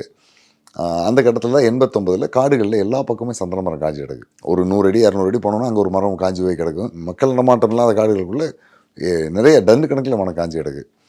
அந்த மரங்களை எல்லாமே ஒரு சிலர் தலைச்சுமையாக எடுத்துகிட்டு கேரளாவில் போய் வைக்கிறாங்க, ஒரு சிலர் ஒசூரில் போய் வைக்கிறாங்க அப்படிங்கிறதெல்லாம் தெரியுது. தெரிஞ்சதுக்கு பிறகு சரி நம்ம காட்டுக்குள்ளே எடுக்கிற மரத்தை எல்லாம் எடுத்துகிட்டு போய் விற்கலாமே அப்படின்ட்டு ஊர் மக்களை கூப்பிட்றாரு. வர்றாங்க. ஒரு காட்டுக்குள்ளே போய் நீ சந்தன கட்டை எடுத்துகிட்டு வாங்க, கிலோவுக்கு 5 ரூபா தர்றேன், 8 ரூபா தர்றேன், 10 ரூபா தர்றேன், 12 ரூபா தர்றேன், கடைசியாக 25 ரூபா வரைக்கும் கொடுக்குறாரு. அவங்க எல்லாமே பொறுக்கிட்டு வந்து ஒரு இடத்துல போடுறாங்க. அந்த இடத்துல எல்லாமே ஒரு சரியான அளவு உள்ள கட்டைகளை எல்லாம் ஒழுங்குபடுத்தி கட்டுறாங்க. கட்டி ஒரு டன் 2 டன் சேர்ந்ததுக்கப்புறம் லாரியை கொண்டு வர்றாரு. லாரியில் ஏற்றுறவனுக்கு ஒரு கூலி தர்றாரு. ஏற்ற கூலி 5000 ரூபா. கொண்டு வந்த ஓட்டணும் கிலோவுக்கு 25 ரூபா வரைக்கும் கொடுக்குறாரு. மார்க்கெட் பண்ணுறாரு. அங்கே 40 ரூபாய்க்கு விற்கிது. 25 ஒரு 5 30 ரூபா போனால் ஒரு 15 ரூபா லாபம் கிடைக்குது. இதை வச்சு தன்னுடைய குழுவை ஸோ முதல்ல இந்த சேர்ந்த கீழே கிடந்த கட்டைகளை வச்சு மட்டும்தான் பிஸ்னஸ் ஆரம்பிக்கிறாரு. ஆரம்பிக்கிறாரு. அடுத்ததாக இன்னொரு 5 கிலோமீட்டர் 10 கிலோமீட்டர் 15 20 அப்படின்னு அப்புறம் 100 கிலோமீட்டர் வரைக்கும் போகிறார். தருமபுரி மாவட்டம் பாலாறு அடிப்பாளாறு இந்த பகுதியிலிருந்து கர்நாடகா பார்டர், கர்நாடகாவுக்குள்ளே தமிழ்நாட்டினுடைய அந்த மேற்கட்டு சத்தியமங்கலம் பாடு, குன்றியம், கேர்மாலம், மாக்கம்பாளையம் அப்படிங்கிற அந்த ஊர்லாம் இருக்குது. அந்த பகுதி கடம்பூர் வரைக்கும் போகிறார். கடம்பூர் போகும்போது அங்கே ஒரு கோட்பாடுகள் இருக்குது. கடம்பூர் பகுதி காடுகளில் சந்தன மரம் இருந்ததுன்னா அந்த பகுதியில் இருக்கிற பழங்குடிகள் இருக்காங்க இல்லையா, அவங்கள பொறுக்கி கட்டையெல்லாம் ஒழுங்கு பண்ணி கட்டி வைக்க சொல்லிடுவார். அங்கிருந்து தலைசுமையாக தூக்கிட்டு வர சொல்லுவாங்க. இங்கேருந்து ஆளு போய் இங்கே சேலம் மாவட்டம் கொளத்தூர், மேட்டூர், அந்த கோவிந்தபாடி இந்த பகுதியில் இருந்த ஆளுங்களை ஒரு 100 பேரை திரட்டி வீரப்பனுடைய ஆளு ஒரு 5 பேர் வழித்துணையாக துப்பாக்கியோடு போவாங்க. இவங்க நடந்து அங்கே போய் சேர்றதுக்கு 2 நாள் ஆகும். சேர்ந்ததுக்கு பிறகு அங்கே அந்த பகுதி பழங்குடிகள் கட்டையெல்லாம் பொறி கட்டி வச்சுருப்பாங்க. அங்கே ஒரு 4 பேர் வீரப்பன் ஆள் இருப்பாங்க. அந்த கட்டைகளை எடை போட்டு அங்கிருந்து அப்படியே எடுத்துகிட்டு வருவாங்க. இது மட்டும் என்ன சிறப்பாக? இது என்ன சிறப்புனா, இந்த பகுதிக்காரங்க அந்த காடுகளுக்கு போய் சட்டவிரோதமாக, அது அவங்களுக்குள்ள காடு, அவங்களுக்குள்ள ஒற்றுமை இருக்குது. இந்த காடு எங்களுக்கு சொந்தமானது, இந்த காட்டுக்குள்ளே இன்னொருத்த வந்து வெட்டுறதை அனுமதிக்க மாட்டான், அதனால் அவங்களையே வெட்டி கொடுக்க சொல்லி இவங்களை எடுத்துகிட்டு வர சொல்கிறார். எடுத்துகிட்டு வரணும் கிலோவுக்கு 25 ரூபா கூலி, வெட்டி கொடுக்குறவனுக்கு 15 ரூபா 20 ரூபா கூலி. இந்த அடிப்படையில் 2 பேருக்கும் மாற்றி கொடுத்துட்டு இவர் கொண்டு வந்து அது 60 ரூபாய்க்கு விற்கிறார். இதில் வீரப்பனுடைய லாபம்னு பார்த்தீங்கன்னா கிலோவுக்கு ஒரு 10 ரூபா இருக்கும். இப்படி தான் இந்த சந்தனக்கட்டை நடந்திருக்கு. இவரா 100 ஆளு செய்கிற வேலையை ஒருத்தர் செய்ய முடியாது. அதை கண்காணிக்கிறது, பிரித்து கொடுக்கறது, இந்த வேலையை மட்டும்தான் அவர் செய்கிறார். இதன் மூலமாக அவர் அதிகபட்சமாக கடத்தினா சொன்னதுன்னு பார்த்தீங்கன்னா ஒரு 19 லாரியில் கொண்டு போயிருக்காரு ஒரே சமயத்தில். இல்லை அதிகம், மொத்தமாகவே 89லிருந்து 90 வரைக்குமான அந்த ஒரு ஓராண்டு காலத்தில் 19 லாரிகள் கர்நாடகா போயிருக்கு. கள்ளிப்பள்ளம் பகுதியில் இருக்கக்கூடிய ஒரு இஸ்லாமிய குடும்பம் பாபு, ஜாகீர், ஹுசேன் அப்படிங்கிற ஒரு 3 பேர் இருக்காங்க. அவங்களுக்கு ஒரு 19 லோடு அனுப்பியிருக்காரு. கேரளாவுக்கு விபீஷணன் ஒருத்தருக்கு ஒரு 2 லோடு அனுப்பியிருக்காரு. ஏற்கனவே இந்த தந்தம் இவர் வேறு, இது பாலக்காட்டுக்கு பக்கத்தில் இருக்குது, அது திருச்சூர். அவருக்கு ஒரு 2 லோடு கொடுத்துருக்காரு. இந்த எல்லாம் முடிஞ்சதுக்கு பிறகு போலீஸ் நெருக்கடிகள் அதிகமாகுது, வனத்துறையினுடைய கண்காணிப்பெல்லாம் அதிகமாகுது. இப்போ அடிக்கடி 2 டன் 5 டன் இந்த மாதிரிலாம் கொண்டு போக முடியாத ஒரு சூழல் வரும்போது மொத்தமாக இருக்கிற கட்டை பூரா கொண்டு வந்து சேர்த்துங்க, ஒரு 15-20 லாரி ஒரே டைமில் எல்லாம் அனுப்பிடலான்ட்டு ஒரு 80 டன் கட்டை ஒரு இடத்துல ஸ்டோர் பண்ணி வைக்கிறார். அது அப்படியே போலீஸும் ஃபாரஸ்ட்டும் ஸ்மெல் பண்ணுறாங்க. ஒரு ஆப்ரேஷன் போகும்போது 91 அந்த 80 டன் கட்டையும் அரசு பறிமுதல் பண்ணிடுறாங்க. தமிழ்நாடு கர்நாடகா பார்டரில் பாலாற்றங்கரையில் அந்த இடத்துல இருந்ததுனால 2 ஸ்டேட் போலீஸும் 2 ஸ்டேட் ஃபாரஸ்ட்டும் ஆளுக்கு 10 பிரித்து எடுத்துக்கிறாங்க. இதுதான் 80 டன் கட்டை, ஆளுக்கு 40 பிரிச்சுக்கிறாங்க. அன்றைய மதிப்புலேயே அது வந்து கிட்டத்தட்ட ஒரு 80 லட்ச ரூபா. அந்த 80 லட்ச ரூபாய்க்கு வீரப்பன் செலவு பண்ணது 50 லட்ச ரூபா இருக்கும். காட்டுக்குள்ளே எல்லாமே பொறுக்கி தான் எடுத்துகிட்டு வராங்க. அவர் 50 லட்ச ரூபா செலவு பண்ணி அந்த இடத்துல சேர்த்து வச்சுருந்த கட்டையை 2 கவர்மெண்ட்டும் எடுத்து ஆளுக்கு 10 பிரிச்சுக்கிறாங்க. இதன் மூலமாக சொல்ல போனோம்னா கவர்மெண்ட்டுக்கு தான் பெரிய லாபம், இழப்பு வீரப்பனுக்கு தான். இதோட அதுக்கு பிறகு அடுத்த 2-3 இடங்களில் சின்ன சின்னதாக 1 டன் 2 டன்ங்கிற அளவுக்கு சந்தன கட்டையெல்லாம் கொண்டு வர்றாரு. அதை வெளியில் கொண்டு போக முடியல, அங்கே அப்படியே விட்டுறாங்க. அதுக்கு பிறகு யாரும் அவங்களுக்கு தெரிஞ்சவங்க அல்லது அந்த சுற்றுப்பகுதியை சேர்ந்தவங்ககிட்ட இங்கே ஒரு 2 டன் கட்டை வச்சுட்டு வந்துட்டு போய் எடுத்துக்கங்கிறாங்க. அங்கே ஒரு 50 கிலோ இருக்குது 100 கிலோ இருக்குன்னு சொல்லிடுறாங்க, அவங்க போய் எடுத்துக்கிறாங்க. அதோட போயிட்டு அதுக்கு பிறகு இவருடைய நெட்வொர்க்கு முழுக்க நின்றுது. சரி, அதுக்கப்புறம் 90கள் பிற்பகுதியில் வீரப்பன் எப்படி இன்னும் ஃபேமஸ் ஆகுறாரு அப்படிங்கிற ஒரு விஷயம் இருக்குல்ல. இந்த சந்தனக்கட்டை ஒரு பக்கம் நடந்துகிட்டு இருக்கிற நேரத்துலேயே பொருளாதார ரீதியான ஃபினான்ஷியல் சப்போர்ட் இவருக்கு நிறையா இருக்குது. கிட்டத்தட்ட அவர் சொன்னதுன்னா அந்த காலகட்டங்களில் எங்கிட்ட ஒரு 1 கோடி ரூபா கைக்கு வந்துருச்சுங்கிறார். இந்த 1 கோடி ரூபா அந்த பணம் இவர்கிட்ட கொஞ்சம் சேர்ந்துருந்தது. அங்கெல்லாம் நிலத்தில் அங்கெல்லாம் புதைச்சி வச்சிருக்காரு. 90களின் முற்பகுதியிலேயே 91 காலகட்டங்களில் இவருடைய அந்த தொகை இருக்குது. இந்த நேரத்தில் வனத்துறையின் சார்பாக இவருடைய அந்த சந்தனக்கட்டை நடவடிக்கைகளை தடுக்கணுங்கிற நோக்கத்திலேயோ அல்லது அதில் பங்கு வாங்கணுங்கிற நோக்கத்திலேயோ சில வனத்துறை சார்ந்த ஆளு வராங்க. அது தடுக்கணுங்கிற நோக்கமாக தான் தெரியுது, பங்கு வாங்குற நோக்கமாக தெரியல. அதில் குறிப்பாக மோகன் அப்படின்னு ஒரு காடு, மோகனையா அப்படின்னு சொல்லுவாங்க, அவர் பாலாற்று பகுதியில் இருந்துக்கிட்டு அந்த பகுதியில் இவருடைய ஆள் யார் போகிறாங்க யார் வராங்கிறதெல்லாம் கண்காணித்து உயர் அதிகாரி தகவல் சொல்கிறார். ஒரு இடத்துல அப்போ B.K. சிங் அவர் கூட இதில் பேசியிருப்பார், இந்த ஹண்ட் ஃபார் வீரப்பனில். அவர் தான் DFO இருக்கார். மோகனையாவுக்கு வீரப்பனை பார்த்தா நீ சுட்டு பிடிங்கிற அளவுக்கான அதிகாரத்தை கொடுக்குறாரு. காடு மோகன் காட்டுக்குள்ளே துப்பாக்கியோடு போயிட்டு வீரப்பன் குழுவை சேர்ந்த காமராஜ்பேட்டை கோவிந்தன் ஒருத்தர் ஒரு டீம் வந்துட்டு இருக்காரு. அவர் மேலே ஒரு துப்பாக்கி சூடு நடத்துகிறாரு.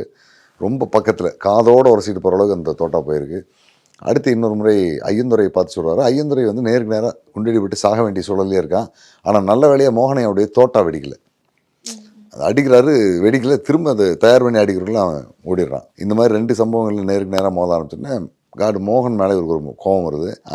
இந்த மோகன் அது கள்ளிப்பள்ளம் அப்படிங்கிற ஒரு ஊர் இருக்குங்க, பெண்ணாகரம் பக்கம்.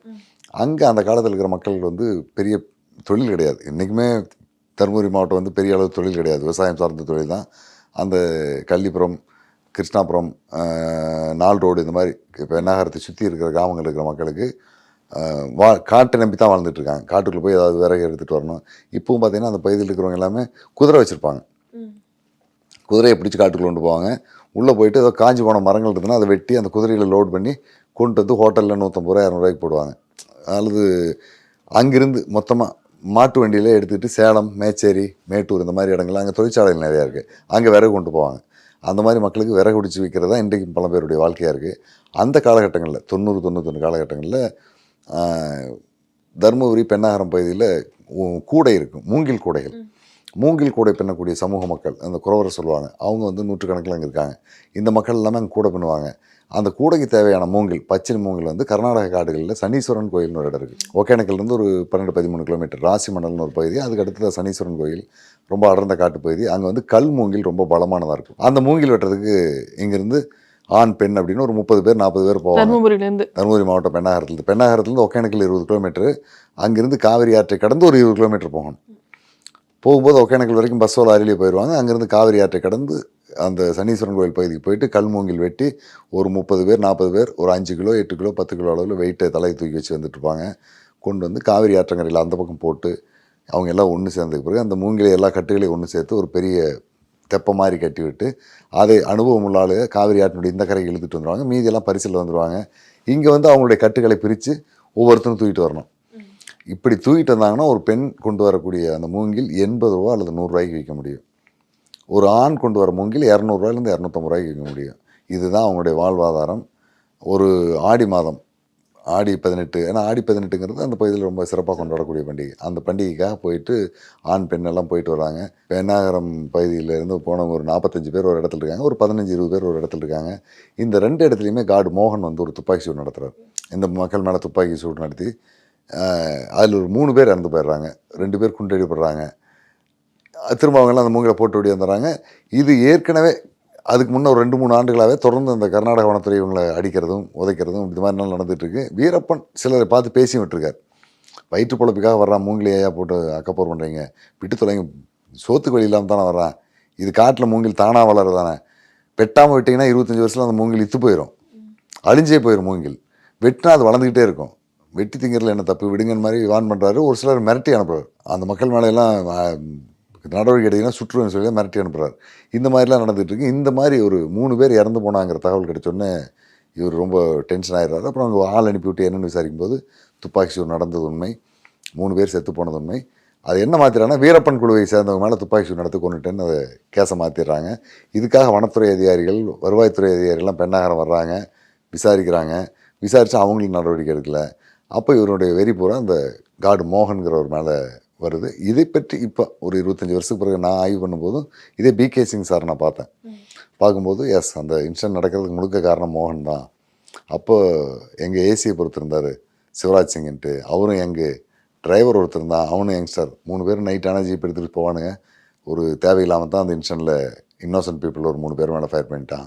அதுக்காக தான் வீரப்பன் மோகனை கொண்டுட்டான் அப்படிங்கிறது அவர் ஒத்துக்கிறார் இப்போ 30 ஆண்டுகளுக்கு பிறகு.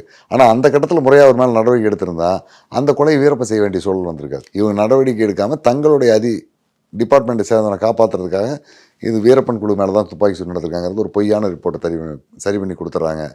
இதை கண்டித்து வீரப்பன் சரி அரசு நடவடிக்கை எடுக்காது, நம்ம தான் நடவடிக்கை எடுக்கணுன்ட்டு 91 ஏப்ரல் மாதத்தில் ஒரு நாள் அந்த பாலாறு செக் போஸ்ட்டில் அங்கே டியூட்டியில் இருந்த காடு மோகனை இவர் தலைமையில் போன ஒரு 4 பேர் கொண்ட டீம் சுட்டுக் கொள்ளுது. செக் போஸ்ட், அந்த செக் போஸ்ட்லேருந்து பார்த்தீங்கன்னா ஒரு 40 கடைகள் இருக்குது அந்த பக்கம். அந்த காலகட்டங்களில் அந்த பாலாறுங்க இடத்துல தமிழ்நாடு கர்நாடகா இன்டர்ஸ்டேட் பர்மிட் இல்லை. தமிழ்நாடு பஸ் இந்த பக்கம் நின்றுவாங்க, கர்நாடக பஸ் இந்த பக்கம் நின்று மக்கள் பூரா இறங்கி மாறி வர மாதிரி இருக்கும். அந்த மாதிரி அந்த மக்கள் சாப்பிட்றதுக்கு டீ சாப்பிட்றதுக்கு ஒரு 20-25 கடைகள் அங்கே இருந்திருக்கு. இவ்வளோ பேரும் மக்கள் அங்கே இருக்கும்போது அந்த துப்பாக்கி சூடு நடத்தி அவனை கொள்றாரு காடு மோகனுங்கிறது. கொன்னதுக்கப்புறம் இன்னும் வனத்துறை அது அடுத்து போலீஸ்கிட்ட போகுது. போலீஸ்லேருந்து இன்னொரு டீம் வருது. இதே நேரத்தில் அந்த காடு மோகன் கொல்லப்பட்டதுக்கு ஒரு மறுநாள் 2 நாளுக்கு பிறகு தமிழ்நாடு வனத்துறையிலேருந்து ஒரு 3 பேரை பர்கூர் காட்டுப்பகுதியில் வீரப்பன் குழுவை சேர்ந்த ஒரு டீம் கொண்டுறாங்க. இந்த கொலைகள் இது அதிகமானோடனே ஸ்பெஷல் போலீஸ் ஒரு டீம் வர்றாங்க. தினேஷ் அப்படிங்கிற ஒரு சப் இன்ஸ்பெக்டர், அவர் கூடவே ஜெகநாதன், ராமலிங்கம் அப்படிங்கிற ஒரு 5 சப் இன்ஸ்பெக்டர், ஒரு 10 போலீஸ் கொண்ட ஒரு டீம் வருது. இந்த டீம் அதே மாதிரி தான் பொதுமக்களை அடிக்கிறது, அவங்கள டார்ச்சர் பண்ணுறது, வீரப்பனுக்கு சப்போர்ட் பண்ணாங்கன்னு தெரிஞ்சவங்களை கூட்டிகிட்டு போய் உதைக்கிறது, இந்த மாதிரி வேலையை செய்கிறாங்க. இது வரைக்கும் வந்து வீரப்பன் வந்து மிருகங்களை கொண்டு வேட்டையாடிட்டு இருந்தாரு, சந்தன மரம் கடத்துறாரு. முதல் முறையாக ஒரு போலீஸ் அதிகாரி ஒரு மனிதரை கொல்றோம் அப்படிங்கிறப்போ அவர் எந்த மாதிரி விஷயத்துலையும் கில்ட்டாக ஃபீல் பண்ணல. இல்லை, அவர் என்னென்னா இந்த காலகட்டங்கள்லேயே இன்னொரு பிரச்சனை என்ன பார்த்தீங்கன்னா, வீரப்பன்கிட்ட சொன்னால் ஒரு பிரச்சனைக்கு தீர்வு கிடைக்குங்கிற நம்பிக்கை அந்த பகுதி மக்களுக்கு வருது. இந்த நேரத்தில் அவர் அரசியல் சார்ந்த பஞ்சாயத்து, குடும்ப பிரச்சனைகள் பேசுறது, இந்த மாதிரி விஷயங்கள்லாம் ஈடுபடுறாரு. இவர்கிட்ட வந்து சொல்லக்கூடியவங்களுக்கு இவர் ஏதோ ஒரு வகையில் தீர்வு கொடுக்கணும் அப்படிங்கிற அந்த மனநிலைக்கு வந்துடுறாரு. அதை விரும்பி செய்ய ஆரம்பிக்கிறார். ஆமாம், செய்ய ஆரம்பிச்சிடறாரு. தப்பு தான் இருந்தாலும் அதை தெரிஞ்சு செய்கிறேன், அதை விரும்பி செய்கிறேன் அப்படிங்கிற மாதிரி மனநிலைக்கு வந்துடுறாரு. ஒருத்தன் பாதிக்கப்படும் போது 4 பேர் பணம் கிடச்சுன்னா அது நல்லது அப்படிங்கிற முடிவுக்கு வந்துடுறாரு. அந்த சித்தாந்தத்தில் அந்த மைண்ட் செட்டுக்கு வந்துடுது. இந்த தினேஷ் தலைமையிலான அந்த டீம் ரொம்ப மோசமான முறையில் நடந்துக்கிறாங்க. அதுலேயும் குறிப்பாக நான் இப்போ அதை பற்றி ஆய்வு பண்ணும்போது பெரிய பொறிக்காரர் வீட்டு சின்னத்தம்பி அப்படிங்கிற ஒருத்தர் இருக்கார். அவர் வந்து வீரப்பன் குழுவிலையும் இருந்தவர், வீரப்பனோட வயதில் மூத்தவர். வாடா போடான்னு தான் வீரப்பனை கூப்பிட்டார், அந்தளவுக்கு செல்வாக்குள்ள நபர். அவரை தேடி இந்த தினேஷ் தலைமையிலான ஒரு டீம் போகும்போது அவங்க சின்னம்மா வீடு, அதாவது அந்த செங்கப்பாடிங்கிற ஊர் வந்து ஒரு 4 தெரு இருக்கிற ஒரு ஊர். அந்த 4 தெரு இருக்கிற ஊரை சுற்றியும் இருக்கிற ஒரு 1.5 கிலோமீட்டர் பகுதியில் இருக்கிற விவசாய நிலங்கள் எல்லாத்துலேயும் ஒருத்தர் வீடு இருப்பாங்க, வீடு கட்டி குடியிருப்பாங்க. ஒரு நாள் வீட்டுக்கு வருவாங்க, ஒரு நாள் காட்டுக்குள்ளேயே அந்த வீட்லேயும் தங்கிடுவாங்க. இந்த மாதிரி அவங்க சின்னம்மா வந்து மாத்துப்பறி கல்லாட்டிங்கிற இடத்துல இருக்காங்க. அந்த வீட்டுக்கு போகிறார். இரவு ஒரு 10 மணி 10:30 மணிக்கு போகிறார். போயிட்டு வீட்டில் ஏதாவது சாப்பிட்றதுக்கு இருக்கா அப்படின்னு சின்னம்மா கேட்குறாரு. சின்னம்மா வந்து சாப்பாடு இருக்குடா சாப்பிடு அப்படின்னு சொல்லி சாப்பாடு போட்டுருக்குறாங்க. வீட்டு வாசல்லையே உட்காந்து அந்த சாப்பாட்டை பிசைஞ்சு சாப்பிட்றாரு. சாப்பாட்டை பிசைஞ்சிட்டு இருக்கும்போதே பள்ளத்துலேருந்து ஒரு 9:30 மணிக்கு ஒரு பஸ் வரும், ஊருக்கு வர பஸ்ஸு. அந்த பஸ்ஸில் வந்து இந்த போலீஸ் ஆஃபீஸர்ஸ் ஊருக்கு 1 கிலோமீட்டர் முன்னாலேயே ஒரு பெரிய குழி பள்ளம்னு ஒரு பெரிய மேட் இருக்குது. அந்த மேட்டில் பஸ் வந்து ஃபஸ்ட் கியரில் மெதுவாக வரும், நம்ம ஸ்பீடு பிரேக்கரில் ஏறிற மாதிரி. அந்த இடத்துல இவர் இறங்கிடுவார். இறங்கி அப்படியே காட்டுக்குள்ளே சுற்றிக்கிட்டு வீரப்பனுடைய ஃபாலோவர்ஸ் தேடி வர்றது தினேஷனுடைய ரெகுலர் ஒர்க்கு. அந்த மாதிரி அந்த நைட்டு வந்திருக்கார். 10 மணிக்கு இவர் சாப்பிட உட்காரும்போது கீழேருந்து டார்ச் லைட் வெளிச்சம் வருது. வந்தவுடனே சரி போலீஸ் வந்துட்டுன்னு பயத்தில் சாப்பாட்டு குண்டாவை எடுத்து அங்கே வச்சுட்டு இந்த எழுத்து உள்ள வைமா அப்படின்னு சொல்லிட்டு வேகமாக இவர் எங்கே ஓடலான்னு பார்க்குறாரு. வீட்டுக்கு பக்கமாக வந்துட்டாங்க. எங்கே ஓடணும்னா சிக்கிக்குவோம், ஆள் ஓடுறது தெரிஞ்சுன்னா சிக்கலாயிரு அப்படின்ட்டு வீட்டுக்கு முன்னால் இந்த வறண்டு போன பருத்தி மாதிரிலாம் பிடுங்கி போட்டு வச்சுருக்காங்க. ஒரு குவியல் கிடக்கு, அந்த குவியலுக்குள்ளே உட்காந்துக்கிறார், தன்னை மறைச்சிக்கிறார்.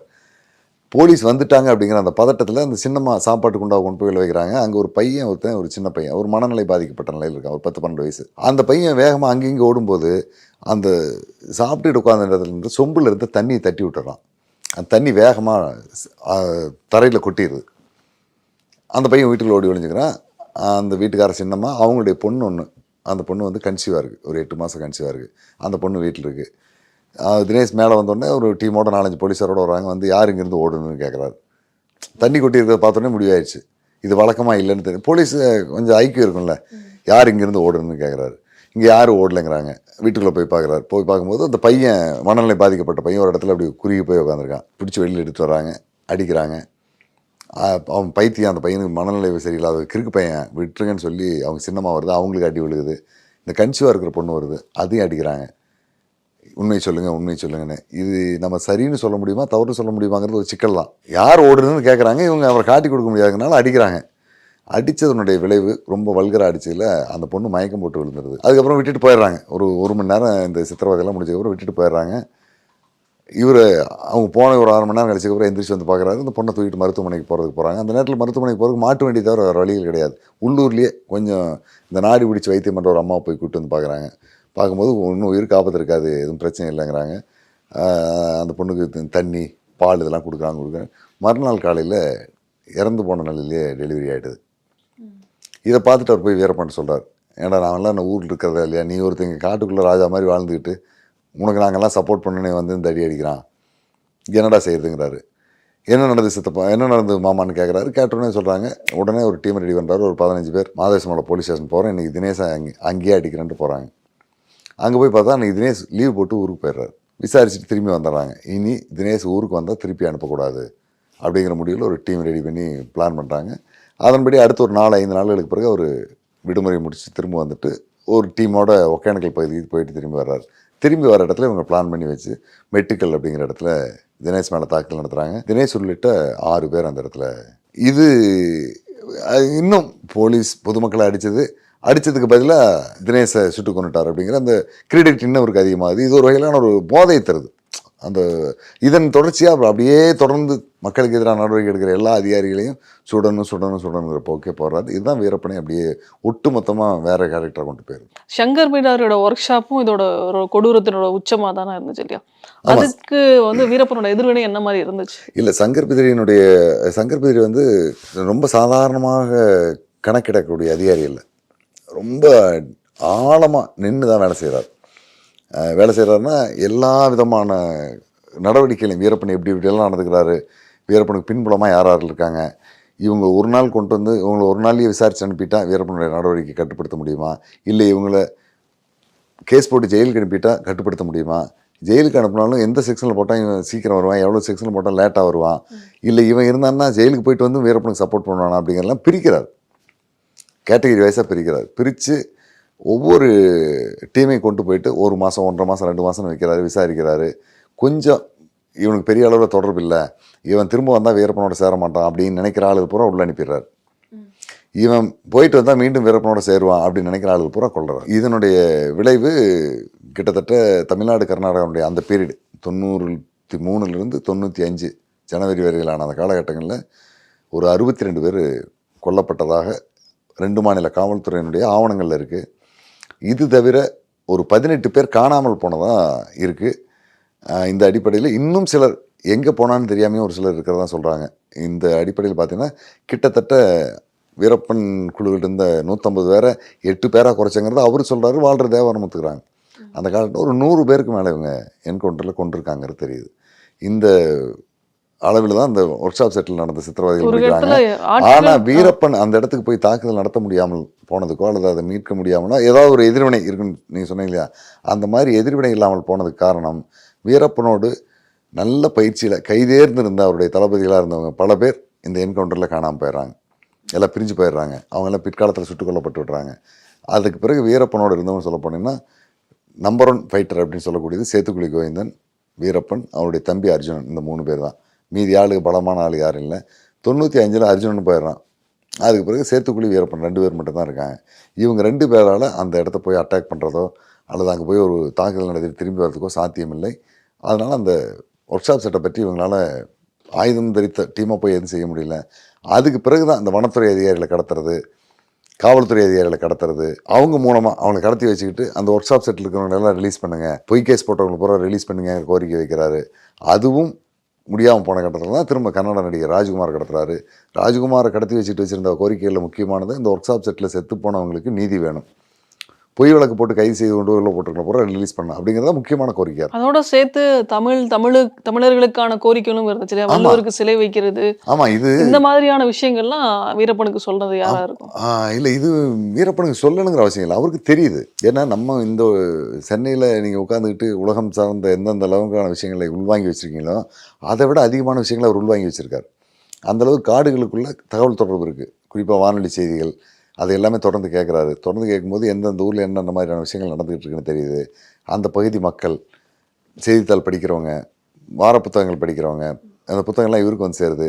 இந்த மாதிரி செய்திகள்லாம் பார்க்கும்போது அவர் தெரிஞ்சுக்கிறாரு. அதில் குறிப்பாக சொல்லக்கூடியது என்ன சொல்லணும்னா, திருவள்ளுவருடைய சிலை திறப்பை பற்றி சொல்லியிருப்பார். பெங்களூரில் திருவள்ளுவர் சிலை வைக்கப்பட்டு அந்த சிலை திறக்க முடியாமல் இருக்குது. இது குடியரசு நாடுன்னு சொல்கிற நமக்கு பெரிய அவமானம் தானே.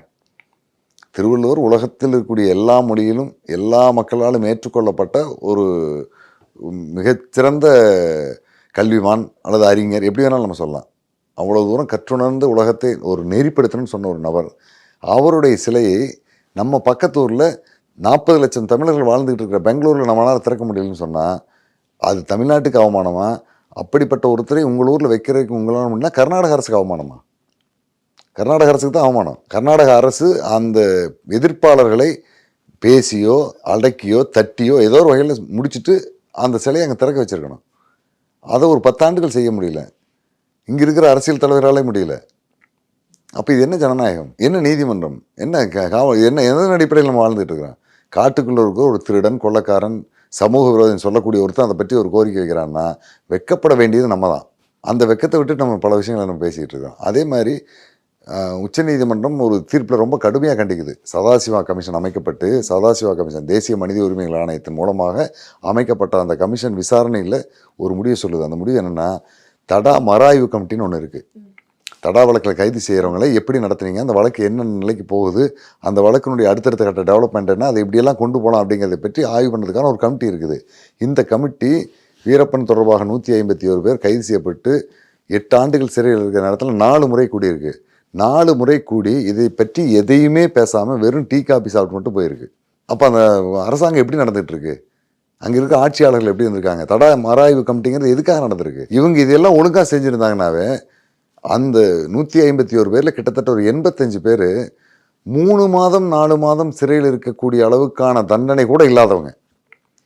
ஒரு 15 பேர்லேருந்து 20 பேர் வந்து இதெல்லாம் நினைச்சுதான் அந்த ஒரு இது கோரிக்கை மாதிரி வைக்கிறாங்க. ஆமாம், இதையெல்லாம் நினைச்சா ஒரு கோரிக்கை வைக்கிறார். இதையெல்லாம் நம்மளே செஞ்சுருக்கணும். இது செய்ய முடியாமல் போனதனுடைய விளைவு தான் வீரப்பன் இந்த மாதிரி வருது. இதில் ஒரு குறிப்பாக அவர் சொல்லக்கூடிய விஷயம், நான் இப்போ இடையில முன்னாள் உயர்நீதிமன்றத்தினுடைய நீதியரசர் வந்து சந்துரு சாரை பார்க்கும்போது சொன்னார், வீரப்பன் 94, 95, 96 இந்த 3 காலகட்டங்களையுமே வனத்துறை ஊழியர்கள், அரசு காவல்துறை அதிகாரிகள் யாரோ ஒருத்தர் கடத்துறாரு. கடத்திட்டு அவர் வைக்கிற கோரிக்கையில் முக்கியமானது என்ன இருக்குன்னு பார்த்தீங்கன்னா, என்னுடைய மனைவி உள்ளிட்ட ஒரு 15 பெண்கள், என்னுடைய தோழர்களுடைய மனைவிகள் கைது செய்யப்பட்டு சட்டவிரோத காவலில் தமிழ்நாடு அதிரடிப்படை வச்சுக்கிட்டு இருக்காங்க, கர்நாடகா அதிரடிப்படை வச்சுக்கிட்டு இருக்காங்க, அவங்கள ரிலீஸ் பண்ணுங்கன்னு சொல்கிறார். யாருமே அதை இங்கே இருக்கிற மனித உரிமை அமைப்புகளோ அரசியல் கட்சிகளோ யாருமே அதை ஒரு பொருட்டாக எடுத்துக்கல. இந்த 3 ஆண்டுகளில் நடந்த கடத்தலில் வீரப்பனுடைய கோரிக்கை அதுதான். அதுக்கு பிறகு அந்த காவல்துறையில் இருக்கிற ஒரு அதிகாரியை அங்கே நடக்கிற அந்த சம்பவங்களை பார்த்து ரொம்ப வேதனைப்பட்டு அவருக்கு இருக்கிற ஒரு நட்பு அடிப்படையில் ஆனந்த விகடன் ஆசிரியர் பாலசுப்ரமணியம் சார்கிட்ட சொல்கிறாங்க. பாலசுப்ரமணியம் சார் வந்து இதில் நான் எப்படியா நேரடியாக ஈடுபட முடியும் அப்படிங்கும்போது, நீங்கள் ஒரு பத்திரிகையாளர், நீங்கள் அதில் ஈடுபடலாம் அப்படின்னு இந்த கோரிக்கையை வீரப்பன் எங்கிட்டையும் பலமுறை சொன்னார். ஆனால் நான் சார்ந்திருந்த நிறுவனம் அதுக்கு தயாராக இல்லை.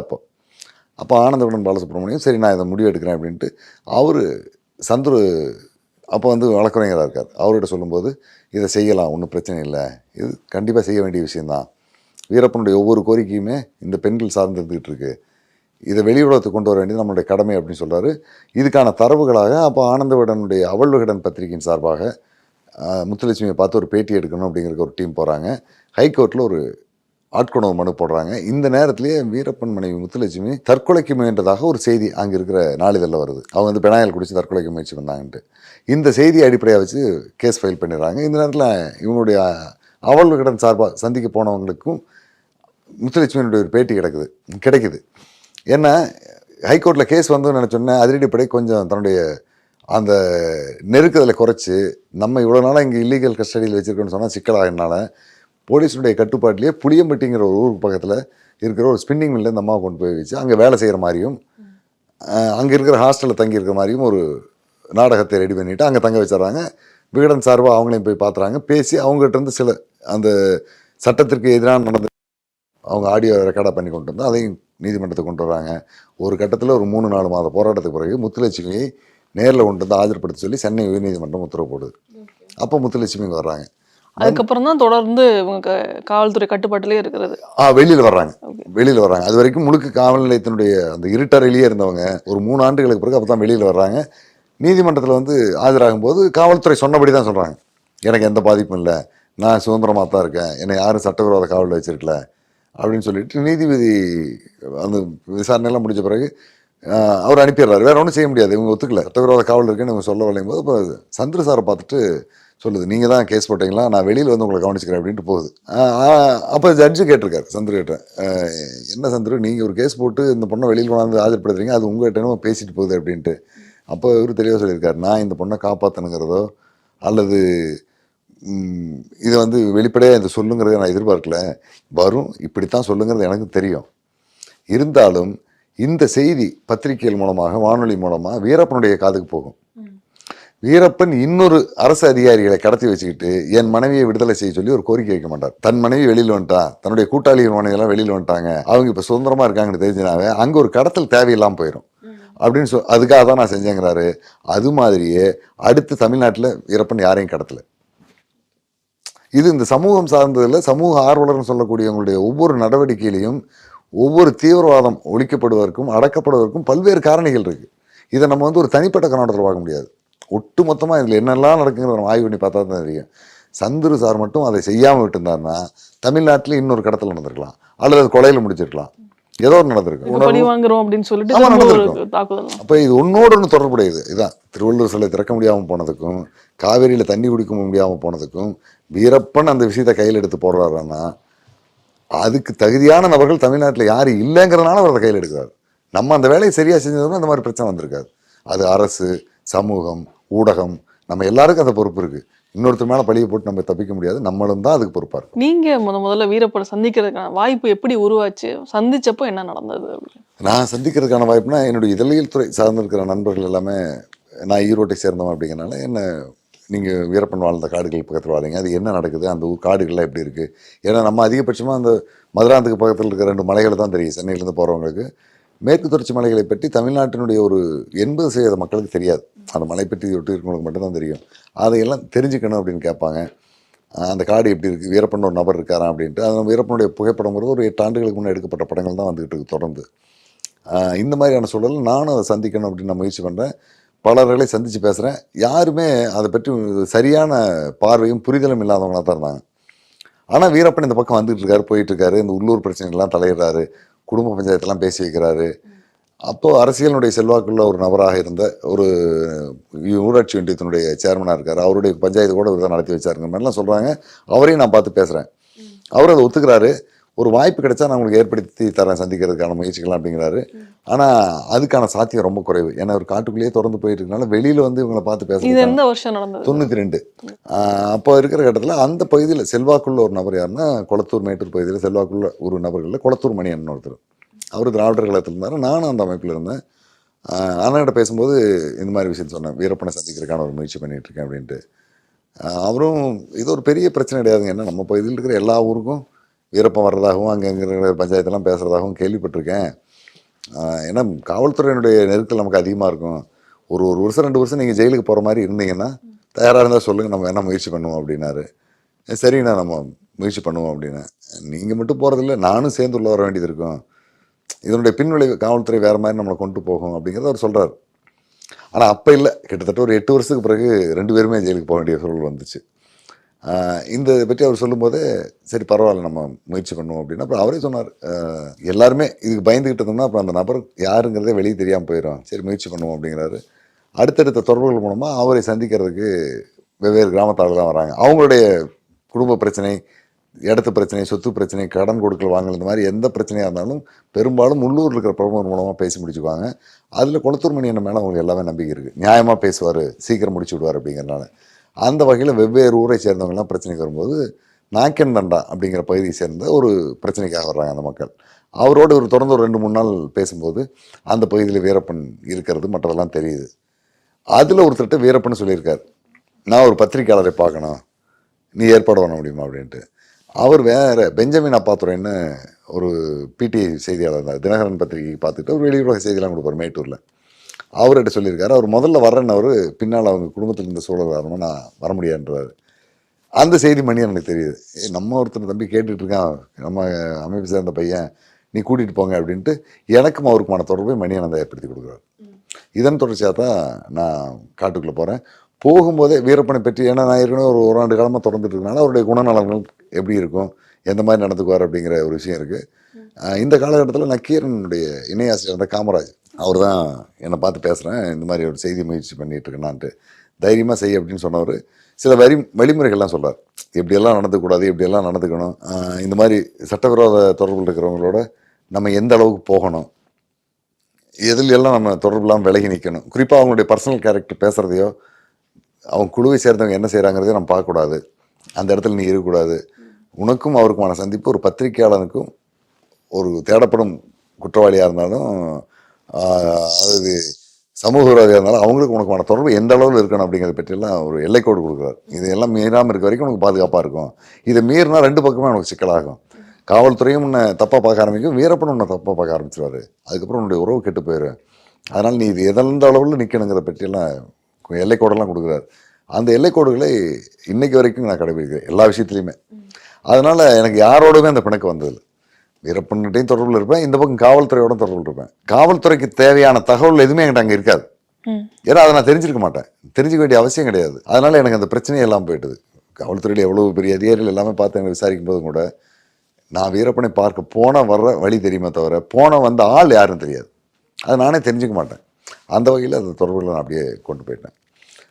இப்படி சந்திக்கிற அந்த சூழலை தான் 93 ஏப்ரல் மாதம் 4ஆம் தேதி அன்றைக்கி அவர் நான் முதல் முறையாக பார்க்குறேன். தொடர்ந்து ஒரு 5 நாள் காட்டுக்குள்ளே தங்கியிருக்கேன். போகிறப்பே கேமரா எக்யூப்மெண்ட்லாம் எடுத்துகிட்டு. ஆமாம், அப்போ வந்து பெரிய அளவு கிடையாது. MF3 அப்படின்ற ஒரு யாசியாவில் ஒரு கம்பெனி கேமரா இருக்குது. சின்னதாக ஒரு ஹேண்டில் கையில் எடுக்கிற அளவுக்கு தான், ஸ்டில் கேமரா மட்டும்தான், அது மட்டும் தான் எடுத்துகிட்டு போகிறேன். ஒரு 2 ரோல் மட்டும் தான் ஃபோட்டோ எடுத்துகிட்டு வந்தோம். வீரப்பனுடைய அந்த நேர்காணல் எல்லாமே ஆடியோ செய்திகள் தான். ஏன்னா அன்றைக்கெல்லாம் வீடியோ கேமராங்கிறது அவ்வளோ குவாலிட்டியானதெல்லாம் கிடையாது. இதில் தான் நான் எடுத்துகிட்டு வரேன். அப்புறம் அடுத்த கட்டமாக 94 மேட்டுப்பாளையத்து பக்கத்தில் வனத்துறை காட்டுக்குள்ளே இருக்கிற ஒரு குறிப்பிட்ட இதில் டிஎஸ்பி சிதம்பரநாதன் அவருடைய தம்பி சேகர் ராஜான்னு ஒருத்தர் வாசியர் 3 பேரை கடத்தி வச்சுட்டு பேச்சுவார்த்தை நடத்துகிறார். அப்போ வைக்கிற ஒரு கோரிக்கையும் தன்னுடைய மனைவி உள்ளிட்ட கூட்டாளிகளுடைய மனைவிகளை விடுதலை செய்யணுங்கிறது தான் அவருடைய கோரிக்கையாக இருக்குது. அந்த காலகட்டத்தில் ஒரு 20 நாள் அங்கே நான் தங்கியிருக்கிறேன். ஒரு குறிப்பிட்ட 22வது 23ஆம் நாள் நான் வீரப்பனை சந்தித்து பேசுகிறேன். இதன் மூலமாக எனக்கு அவருக்குமான அந்த அறிமுகம் ஆகிட்டுது. அதுக்கு பிறகு அவர் எப்போயாவது என்னை சந்திக்கணும்னு முடிவு பண்ணார்னா எனக்கு ஆள் அனுப்பிடுவார்.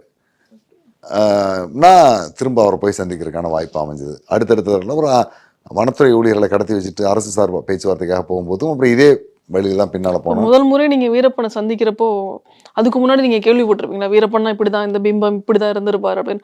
அதெல்லாம் உடஞ்சி போச்சா இல்லை அதே மாதிரி தான் இருந்தாரா? இல்லை, அது எல்லா நபர்களுக்கும் ஒரே மாதிரியான தோற்றம் இருக்காது. அதான் நம்ம ஆளை பொறுத்து தான். இங்கே சமூகத்தில் இருக்கக்கூடிய ரொம்ப மோசமான நடவடிக்கை உள்ளவன்னு நம்ம பல பேரை பார்த்துருக்கோம். அவங்கள நம்ம நேரடியாக வேறொரு விதத்தில் சந்திக்கும் போது குழந்தை மாதிரி இருப்பாங்க.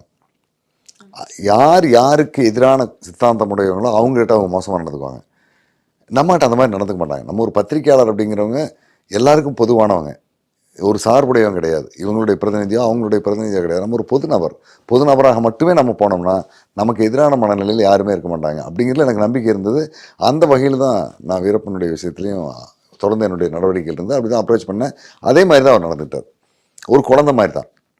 நீங்கள் முதல் நாள் நான் வீரப்பனை பார்த்து அவர் பேசுனது, அவர் பழகினது, அவர் சிரித்தது, அவருடைய சொல்லாடல்கள், அவருடைய நகைச்சுவை கலந்த வரலாறுகள், இது எல்லாம் கேட்டுட்டு சிரிச்சுக்கிட்டே நாங்கள் வெளியில் வரோம்.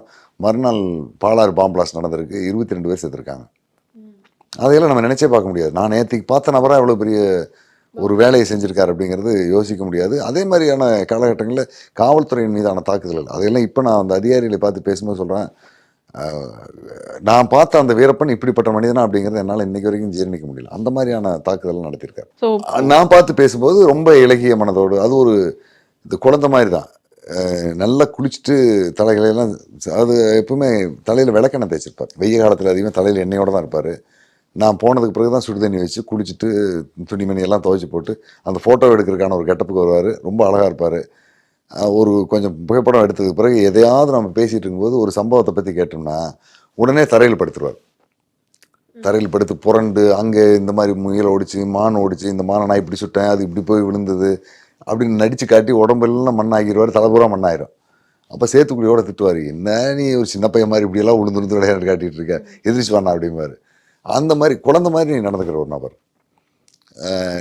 இந்த பக்கம் பார்த்தா காவல்துறையில் இருக்கக்கூடிய பெரிய அதிகாரிகளில் பலருமே அவர் ஒரு மிக மோசமான நடவடிக்கை உள்ள ஒரு நபராக சொல்கிறாங்க. அது மாதிரி நடந்திருக்கார்.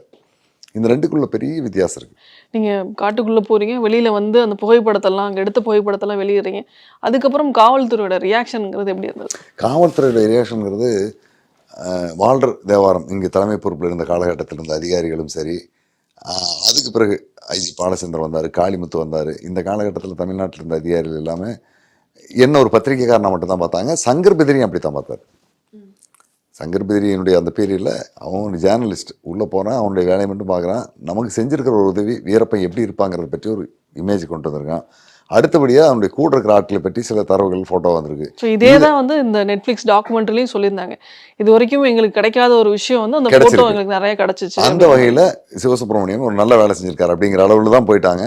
இதை தாண்டி அடுத்த ஒரு 3 மாதம் 4 மாதத்துக்கு பிறகு அப்போ கர்நாடகா அந்த அதிகாரிகள் யாரும் இல்லை. தமிழ்நாடு அதிரடிப்படையில் டிஎஸ்பி சென்னமல்லன் இருந்தார், அசோக்குமார் இருந்தார், ஹுசைன் ஒரு இன்ஸ்பெக்டர் அப்போ இருந்தார், கோபால்சாமின்னு ஒருத்தர் இருந்தார். இவங்க எல்லாமே, முத்துசாமின்னு டிஎஸ்பி இருந்தார். இவங்க எல்லாமே என்னை கூப்பிடுவாங்க. 2 நாள் 3 நாள் கேம்ப்லேயே அவங்க உட்கார வச்சுருவாங்க. அவங்களோட யதார்த்தமாக வீரப்பனை தேடி இவங்க காட்டுக்குள்ளே போனது, அந்த ஆப்ரேஷன் பற்றியெல்லாம் எனக்கு சொல்லுவாங்க. வீரப்பனுடைய நடவடிக்கைகள் எப்படி இருந்துச்சு, நீ எந்த மாதிரி போனீங்க என்னை பற்றி என்கிட்ட கேட்பாங்க. ரொம்ப யதார்த்தமாக நட்பு ரீதியாக நாங்கள் பழகிட்டு இருந்தோம்.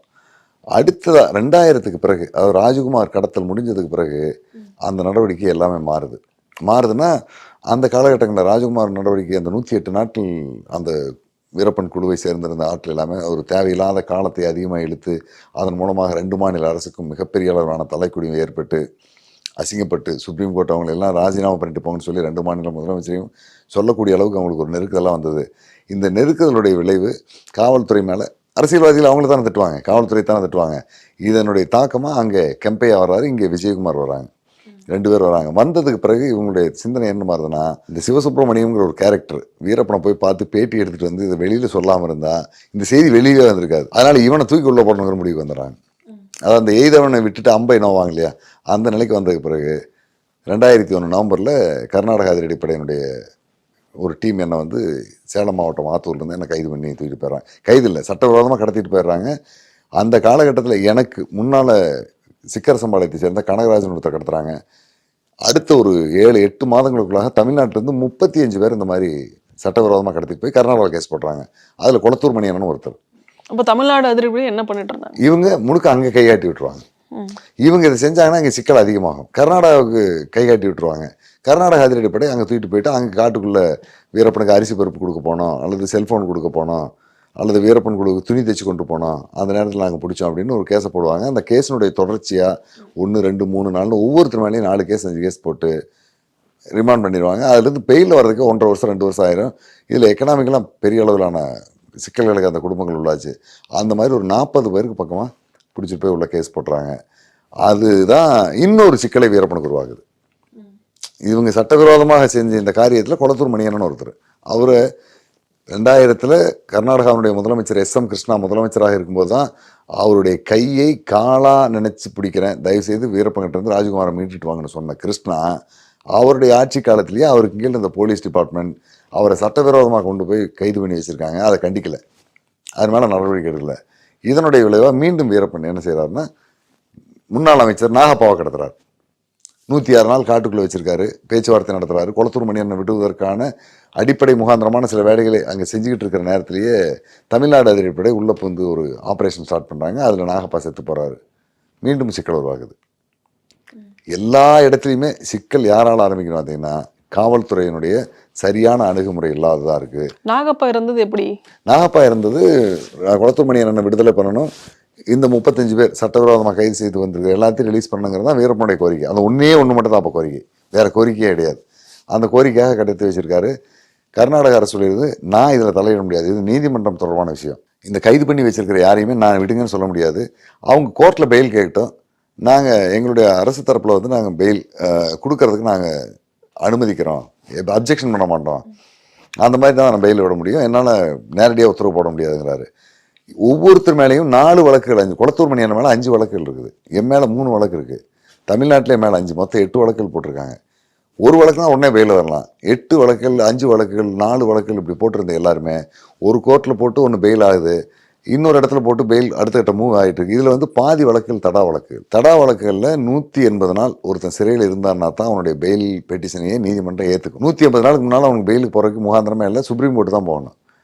இங்கே ஆடு மாடு மேய்ச்சிக்கிட்டு பரிசல் ஓட்டி மீன் பிடிச்சி வாழ்க்கை நடத்திக்கிட்டு இருக்கிறோம், சுப்ரீம் கோர்ட்டுக்கு போக முடியுமா? போகிறதுக்கு வாய்ப்பே இல்லை. அப்போ என்ன செய்ய முடியும்? அந்த 180 நாள் பொறுத்திருந்து 180 நாளுக்குள்ளாக இன்ட்ரீம் சார்ஜிட்டோ அல்லது சார்ஜிட்டோ கொடுக்கலன்னா சம்மந்தப்பட்ட கோர்ட்டை அவர் பெயிலில் விடலாம். அப்போ 180வது நாள் குளத்தூர் மணியனுடைய பெட்டிஷன் விசாரணைக்கு வருது, அதுக்கு சார்ஜ் ஷீட் போடல, அப்போ உடனே தடா கோர்ட்டு பெயில் கிராண்ட் பண்ணுது. 181வது நாள் நான் போகிறேன் கோர்ட்டுக்கு. போகும்போது நான் எனக்கு பெயில் கொடுங்கன்னு கேட்குறேன். ஜட்ஜ் சொல்கிறாரு, இன்றைக்கி வரைக்கும் சார்ஜ் ஷீட் போடல, குளத்தூர் மணிக்கு பெயில் கிராண்ட் ஆகிட்டுது, உங்களுக்கும் பெயில் பெட்டிஷன் போடுங்க, நாளைக்கு தர்றேங்கிறார். அடுத்த நாள் என்னுடைய தரப்பு வக்கீல் ஈஸ்வர் சந்திரா போட வைக்கிறாரு. இங்கேருந்து எங்களுடைய நக்கீரன் அலுவலகத்துலேருந்து வழக்கறிஞர்லாம் வந்துடுறாங்க, போட்டாங்க. அடுத்த நாள் எனக்கு பெயில் கிடச்சிருச்சு, அடுத்த நான் வர முடிஞ்சது. இந்த நேரத்தில் குளத்தூர் மணியன் மேலே இன்னொரு வழக்கு இருக்குது. அவருக்கு அந்த வழக்கில் கீழ்கோர்ட்டில் பெட்டிஷன் போடாமலே உயர்நீதிமன்றத்துக்கு போயிட்டாங்க. கீழே பெட்டிஷன் டிஸ்மிஸ் ஆகி தான் போகணும். இவங்க இந்த கிரவுண்டை பாஸ் பண்ணி அங்கே போனதுனால உயர்நீதிமன்றம் அந்த பெயில் டிஸ்மிஸ் பண்ணிடுது, நீங்கள் கீழ்கோர்ட்டில் வாங்கிட்டு வாங்கன்ட்டு. திரும்ப கீழ்கோர்ட்டுக்கு வர்றாங்க. வந்துட்டு போகிற அந்த டைம் இருக்கு இல்லையா, இதில் ஒரு 20 நாள் தள்ளி போகுது. இப்படி காலதாமதம் பல்வேறு வழக்குகள் இருந்ததுனால அந்த வழக்குகளை அரசாங்கத்தினாலையும் வேகமாக யாரையும் ரிலீஸ் பண்ண முடியாத ஒரு சிக்கல் வருது. இதுக்கு இடையில கர்நாடக அதிரடிப்படை காட்டுக்குள்ளே போகிற நடவடிக்கைகளை நிறுத்தி வச்சிருந்தாலும் தமிழ்நாடு அதிரடிப்படை உள்ள ட்ரேஸ் பண்ணிகிட்டே தேடுறாங்க. வீரப்பன் குழு எங்கே போகுதுன்னு ஃபாலோ பண்ணி போகிறாங்க. ஒரு கட்டத்தில் வீரப்பன் அந்த செங்கிடி காட்டு பகுதியில் இருந்த ஒரு ஓடை 2000க்கு பிறகு 2002 நாகப்பா கடத்தப்பட்டு காட்டில் இருக்கார். அந்த கட்டத்தில் அவர் பின்தொடர்ந்தே போயிட்டு இருக்காங்க. எதிர்பாராத ஒரு சூழல் என்னன்னு பார்த்தீங்கன்னா, தமிழ்நாடு அதிரடிப்படை சேர்ந்து ஒரு 12 அல்லது 13 பேர் கமாண்டோஸ், எஸ்பி சம்பத்குமார்னு ஒருத்தர், அப்போ ஒரு டிஎஸ்பியாக இருக்கார், ஆறுமுகம்னு ஒரு எஸ்ஐ, இவங்க எல்லாமே ஒரு டீம் போயிருக்காங்க. மோகன் நவாஸ்னு ஒரு இன்ஸ்பெக்டர், அவங்க இருந்தவங்க எல்லாம் ஒரு 12 பேர் கொண்ட குழு காட்டுக்குள்ளே அந்த கோம்பிங்கான ஒரு பொசிஷனில் உட்காந்துக்கிட்டு வீரப்பன் இந்த ஏரியாவை நோக்கி வந்துகிட்டு இருக்காரு. இந்த இடத்துக்கு வரும்போது நம்ம டார்கெட் வச்சு அடிக்கலாம் அப்படிங்கிற மாதிரி அதுக்கான பொசிஷன்லாம் இவங்ககிட்ட இருக்கு. அது இராணுவ ரீதியான அமைப்பில் ஒரு 10 பேர் இருந்தாங்கன்னா யாரை டார்கெட் பண்ணி அடிக்கணுங்கிறதுலாம் அவங்களுக்கு தெரியும். அந்த அடிப்படையில் இந்த டீம் இந்த இடத்துல முடிச்சிருவோம் அப்படின்னு ஒரு மாதிரி பிளான் பண்ணியிருக்காங்க. எதிர்பாராமல் வந்துகிட்டு இருந்த வீரப்பன் ஒரு இடத்துல ஒரு புதர் மறைவில் உட்காந்துடுறாங்க. உட்காந்து அந்த இடத்துல கொஞ்சம் நீர்நிலை இருந்திருக்கு, தண்ணி இருக்குது. அந்த தண்ணி இருக்க இடத்துல எடுத்து டீ சாப்பிட்டுட்டு போகலாம் அப்படின்ட்டு அவங்க அந்த இடத்துல உட்காந்துடுறாங்க. உட்காந்து அடுப்பு பொறுத்த வச்சு விறகெல்லாம் எடுத்து அடுப்பு தயார் பண்ணி டீ போட்டுக்கிட்டு இருக்காங்க. டீ போட்டுக்கிட்டு இருக்கும்போது இந்த உளவு பிரிவினுடைய தலைமை பொறுப்பில் இருக்கிற 2 பேர் அங்கே என்ன நடக்குங்கிறத பார்க்கறதுக்காக ஒரு கமாண்டோ உள்ள அனுப்புகிறாங்க. நீ போய் என்னன்னு பாடுறா அப்படின்ட்டு. திடீர்னு வந்தவன் காணாமல் போனோடனே ஒரு சந்தேகம் வரும் இல்லையா, வேறு ஏதாவது வெளியாக போயிட்டாங்கன்னா. ஏன்னா பலமுறை அந்த மாதிரி வீரப்பன் காணாமல் போயிருக்காரு. வந்துகிட்டு இருப்பார், இந்த பக்கம் வராமல் வேற எங்கேயும் போயிடுவார், எங்கே போயிட்டான்னு தெரியாது. அதை இவங்க தெரிஞ்சுக்காம அந்த இடத்துல உட்காந்துருக்க முடியாதுல்ல, பரபரப்பு இருக்கும். அதில் ஒரு கமாண்டோ போய் நீ போய் பாருங்கிறாங்க. தினேஷ்னு சொல்கிற ஊட்டியில் இருந்தவர், அந்த தம்பி தான் கீழே இறங்குறாரு. இறங்கும்போது பாறையில் அப்படியே ஸ்டெப் பை ஸ்டெப்பாக இறங்கிட்டு இருக்காரு. ஒரு கட்டத்தில் இவங்க போட்டு இந்த ஷூ வலிக்கிறது, வலுக்கணுன்னே இந்த டபார்னு கீழே விழுந்துறாரு. இந்த சத்தம் கேட்டோடனே வீரப்பன் சுதாரிச்சிடறாரு, ஏதோ நடந்திருக்கு அப்படின்னு எந்திரிச்சு பார்க்குறாரு. இந்த வலிக்க விழுந்த கமாண்டோனுடைய தலை தெரியுது. தலை தெரிஞ்சோடனே ஃபயர் அடிக்கிறார், எஸ்எல்ஆர் இருந்து அடிக்கிறாரு. அடித்தோடனே அந்த கமாண்டோ தலை கீழே குனிஞ்சுக்கிறார். மலையில் மேல் பகுதியிலிருந்து கீழே வந்திருக்கும் போது தலை இங்கே இருக்குன்னா இவருடைய இடுப்பு இந்த இடத்துல இருக்குது. தலை கீழே குனிஞ்சோடனே தோட்டா இடுப்பில் ஏறிடுது, பின்பக்கத்தில் ஏறிடுது. இந்த தோட்டா சத்தம் வந்தோடனே எதிரணியில் இருந்த அதிரடிப்படையில் இருந்த ஒரு 10 கமாண்டோஸ் இருக்காங்களே, இவங்க எல்லாமே இந்த வீரப்பன் குழு இருந்த இடத்த நோக்கி சுட ஆரம்பிக்கிறாங்க. சுட ஆரம்பிக்கும் போது வழக்கம் போலவே வீரப்பன் குழுவை சேர்ந்த சேத்துக்குழி கோவிந்தன், சேதுமணி, சந்திரகவுடா 4 பேரும் புள்ளிமான் மாதிரி துள்ளி குச்சி ஓடிடுறாங்க. உட்காந்துக்கிட்டு இருந்த நாகப்பா செத்து போயிடுறாரு. அவருடைய நெஞ்சில் தோட்டா ஏறி விழுந்துருச்சு. இவங்க போய் பார்க்குறாங்க, நாகப்பா செத்து கிடக்குறாரு. சிக்கல் வேறு மாதிரி போயிடுச்சு. ஒருவேளை இவங்க 4 பேரும் செத்து நாகப்பாவும் செத்துருந்தா அது ஒரு பெரிய சாதனைக்குரிய விஷயமா இருக்கும். அவர் மட்டும் செத்து போனதுனால சத்தம் இல்லாமல் இந்த அடிபட்டு போட்ட தினேசை மட்டும் தூக்கிட்டு இவங்க எல்லாம் சத்தம் இல்லாமல் வெளியில் வந்துடுறாங்க. தப்பிச்சு போன வீரப்பன் ஒரு நாள் பார்க்குறாரு. அன்னைக்கு காலையில் ஒரு 9:10 மணிக்கு இந்த நிகழ்வு நடந்திருக்கு. மதியான செய்தியில் வருமானு பார்க்குறாரு, மாலை செய்தியில் வருமானு பார்க்குறாரு, வரல. ஒருவேளை நாகப்பாவை மீட்டு கூட்டி போயிருந்தாங்கன்னா 2வது நாளோ 3வது நாள்லேயே செய்தியில் வரும்னு பார்க்குறாரு. 2 நாள் தொடர்ந்து அந்த செய்தியில் எதுவும் வரல, சைலண்டாகவே இருந்ததுனால அதுக்கப்புறம் அங்கேருந்து ஒரு பழங்குடி மக்கள் மூலமாக ஒரு ஆடியோ கேஸில் பதிவு பண்ணி அப்போ மீடியேட்டராக வந்து பேசிக்கிட்டு இருந்த பொன்னாச்சி மாதவசாமின்னு ஒருத்தருக்கு அனுப்புகிறார். இந்த மாதிரி இந்த வெள்ளி செவ்வாய்க்கிழமை அன்னைக்கு காலையில் 9:10 மணிக்கு இந்த மாதிரி ஒரு இடத்துல நாங்கள் போயிட்டு இருக்கும்போது எஸ்டிஎஃப் குறுக்க வந்துட்டாங்க. நாங்கள் டீ சாப்பிட்றதுக்காக இருந்தோம். அந்த கதையெல்லாம் சொல்கிறார். சொல்லிட்டு இந்த இடத்துல அந்த தாக்குதல் நடந்தது. தாக்குதல் நடந்த இடம் பொன்னாச்சி போகிற வழி, செங்கடியிலேருந்து பொன்னாச்சி போகிற வழியில் மரப்பாலம் ஒன்று வரும். அந்த பாலத்துக்கு கொஞ்சம் மேலே அந்த இடத்துல தெற்கு பக்கத்தில் செங்கடியை சேர்ந்த மாடு மேய்க்கிற பசங்க ஒரு 4 பேர் இருந்தாங்க. அந்த பசங்களுக்கு துப்பாக்கி குண்டு சத்தம் வந்த இடம்னு காட்டிங்கன்னா அடையாளம் காட்டுவாங்க, நீங்கள் அங்கே போய் பாருங்கன்னு சொல்லி ஒரு கேசட் அனுப்புகிறாரு. அந்த கேசட்டினுடைய அடிப்படையில் இவங்க அங்கேருந்து ஒரு 15-20 பேர் ஊர் மக்கள்லாம் திரண்டு அந்த மாடு மேய்க்கிற பசங்களெல்லாம் வந்து கூட்டிகிட்டு அவங்க சொன்ன இடத்த போய் பார்க்கும்போது அங்கே நாகப்பா இறந்து கிடக்கிறாரு. அந்த உடல் எதுவும் இல்லாமல் டிகம்போஸ் வெடிக்கிற அந்த கண்டிஷனில் தான் இருக்குது. சட்டையெல்லாம் வீங்கி போயிருக்கு. நல்ல வேலையாக அந்த பக்கத்தில் மாடு மேய்ச்சிட்டு இருக்கனால சிறுத்தையோ அல்லது இந்த காட்டு விலங்குகளோ அந்த பகுதியில் போய் உடலில் கை வைக்கல. அதனால் அது ஒரு கண்டிஷன்லேயே இருந்து போய் எடுத்துறாங்க. 2வது நாள் வீரப்பன் அந்த நாகப்பா கொல்லப்பட்டு ஒரு 48 மணி நேரத்துக்கு பிறகு போய் எடுத்துறாங்க. இது கர்நாடகாவில் எந்த மாதிரியான எதிர்வினைகளை கொடுத்துச்சு? இது இந்த கர்நாடகாவில் எந்த மாதிரியான எதிர்வினைனா, தமிழ்நாடு அதிரடிப்படை சுட்டதா இன்னைக்கு வரைக்கும் தமிழ்நாடு அதிரடிப்படையை ஏற்றுக்கல, கர்நாடக அதிரடிப்படையை ஏற்றுக்கல. 2 மாநிலத்துக்கு இடையில் பிரச்சனை வந்துடக்கூடாது, சிக்கல் வந்துடக்கூடாதுனால வீரப்பனை சுட்டு கொண்டு போயிட்ட மாதிரி அந்த கேஸை முடிச்சிட்டாங்க. கடத்திட்டு போய் வச்சிருந்த நபரை மீட்கிறதுக்காக வேறு யாரோ வர்றதா நினச்சி தமிழ்நாடு அதிரடிப்படையோ கர்நாடக அதிரடிப்படையோ அங்கே உள்ளே வந்ததா நினச்சி வீரப்பனை சுட்டு கொண்டு போயிட்டாரு அப்படிங்கிற மாதிரி அந்த எஃப்ஐஆர் போட்டு அதை முடிச்சிடுறாங்க. அதுக்காக வீரப்பன் குழுவை சேர்ந்த கைது பண்ணப்பட்ட ஆட்களுக்கெல்லாம் கேஸை நடத்தி அதுவும் கன்ஃபார்ம் பண்ண முடியல. 2 மாநிலத்துக்கு இடையில் ஒரு சிக்கல் வந்துடக்கூடாது அப்படிங்கிற அந்த அடிப்படையில் இந்த மாதிரி கொண்டு போனாங்க. அப்புறம் நாகப்பா குடும்பத்தை சேர்ந்தவங்க எல்லாமே சிபிஐ விசாரணை வேணும், இதுக்கு ஒரு நீதிமன்றத்தினுடைய அனுமதியோடு ஒரு கமிஷன் அமைச்சு விசாரிக்கணும்னு சொன்னாங்க. அவங்க எல்லாமே போய் அந்த வீரப்பன் குழு இருந்த இடத்துல சுற்றி இருந்த பகுதியில் தேடும்போது ஒரு 35-40 AK-47 காலி தோட்டம்லாம் கிடச்சிது. அந்த தோட்டம்லாம் எடுத்துகிட்டு வந்து அதெல்லாம் வச்சு தமிழ்நாடு போலீஸ் தான் செஞ்சுருக்காங்க அல்லது கர்நாடக போலீஸ் தான் செஞ்சுருக்காங்க, இவங்களுக்கு தெரியாமல் அது நடக்கலை அப்படிங்கிற மாதிரி சார்ஜ் எல்லாம் வச்சாங்க. இருந்தாலும் இது அரசினுடைய உயர்மட்டம் சார்ந்த அந்த முடிவுங்கிறனால அதை அப்படியே சைலண்டாக கொண்டு போயிட்டு கடைசியில் இன்னைக்கு வரைக்கும் நாகப்பாவை வீரப்பனை யார் கொண்டாங்கிறது தெரியாத ஒரு குழப்பம் இருக்கிற மாதிரி நாகப்பாவை யார் கொண்டாங்கிறது இன்னைக்கு வரைக்கும் ஒரு குழப்பமாக தான் போயிட்டுருக்கு. இது எதிர்காலத்திலும் தீர்வாகாது, இப்படியே தான் போகும். ஆப்ரேஷன் குக்கூன் அப்போது அதுக்கு முன்னாடியிலேருந்து விஜயகுமார் வந்துடுறாரு, இந்த ஆப்ரேஷன் கட்டமைக்கப்படுது. உண்மையில இந்த ஆப்ரேஷன் குக்கூன் எங்கேருந்து ஸ்டார்ட் ஆச்சு, எப்படி முடிஞ்சிச்சு? ஆப்ரேஷன் குக்கூன் அப்படின்னு அவர் சொல்லியிருக்கிறது அதிகபட்சமாக வீரப்பன் குழுவை சேர்ந்த அந்த 4 பேருமே தும்கல் அப்படிங்கிற ஒரு காட்டுப்பகுதி, அந்த பகுதியில் தமிழ்நாடு அதிரடிப்படையினுடைய ஒரு டீம்கிட்ட லாக் ஆயிடுறாங்க. அதுக்கு பிறகு வைக்கப்பட்ட பேர் தான் இந்த குக்கூன். வந்து ஒரு 6 மாதத்துக்கு முன்னால் 8 மாதத்துக்கு முன்னால் இல்லை ஒரு ஆண்டுக்கு முன்னால் தொடங்கி திட்டமிட்டு வரப்பட்ட ஆப்ரேஷன் சிஸ்டம் அல்ல. இந்த ஆப்ரேஷனுடைய அடிப்படை 2002 நாகப்பா கொல்லப்பட்ட பிறகு வீரப்பன் செங்கப்பாடி காட்டுப்பகுதிக்கு வந்துடுறாரு.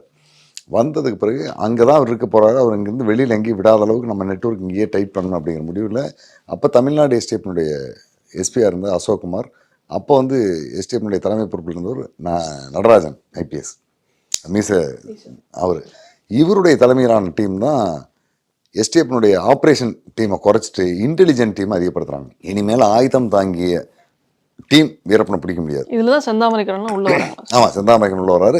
செந்தாமரைக்கரன் அப்போ வந்து 2nd or 3rd ரேங்கில் இருக்கார். நடராஜ் முதல் பொறுப்பில் இருக்கார். அடுத்தபடியாக எஸ்பி அசோக்குமார், அதுக்கு அடுத்து தான் செந்தாமரைக்கரன் இருக்கார். இந்த டீம் தான் ஆயுதம் தாங்கிய குழு. இனிமேல் வீரப்பனை பிடிக்க முடியாது, நம்ம ஆயுதம் அல்லாத ஒரு இன்டெலிஜென்ட் விங்க வச்சு பிடிக்கிறதுக்கான முயற்சி பண்ணுறாரு.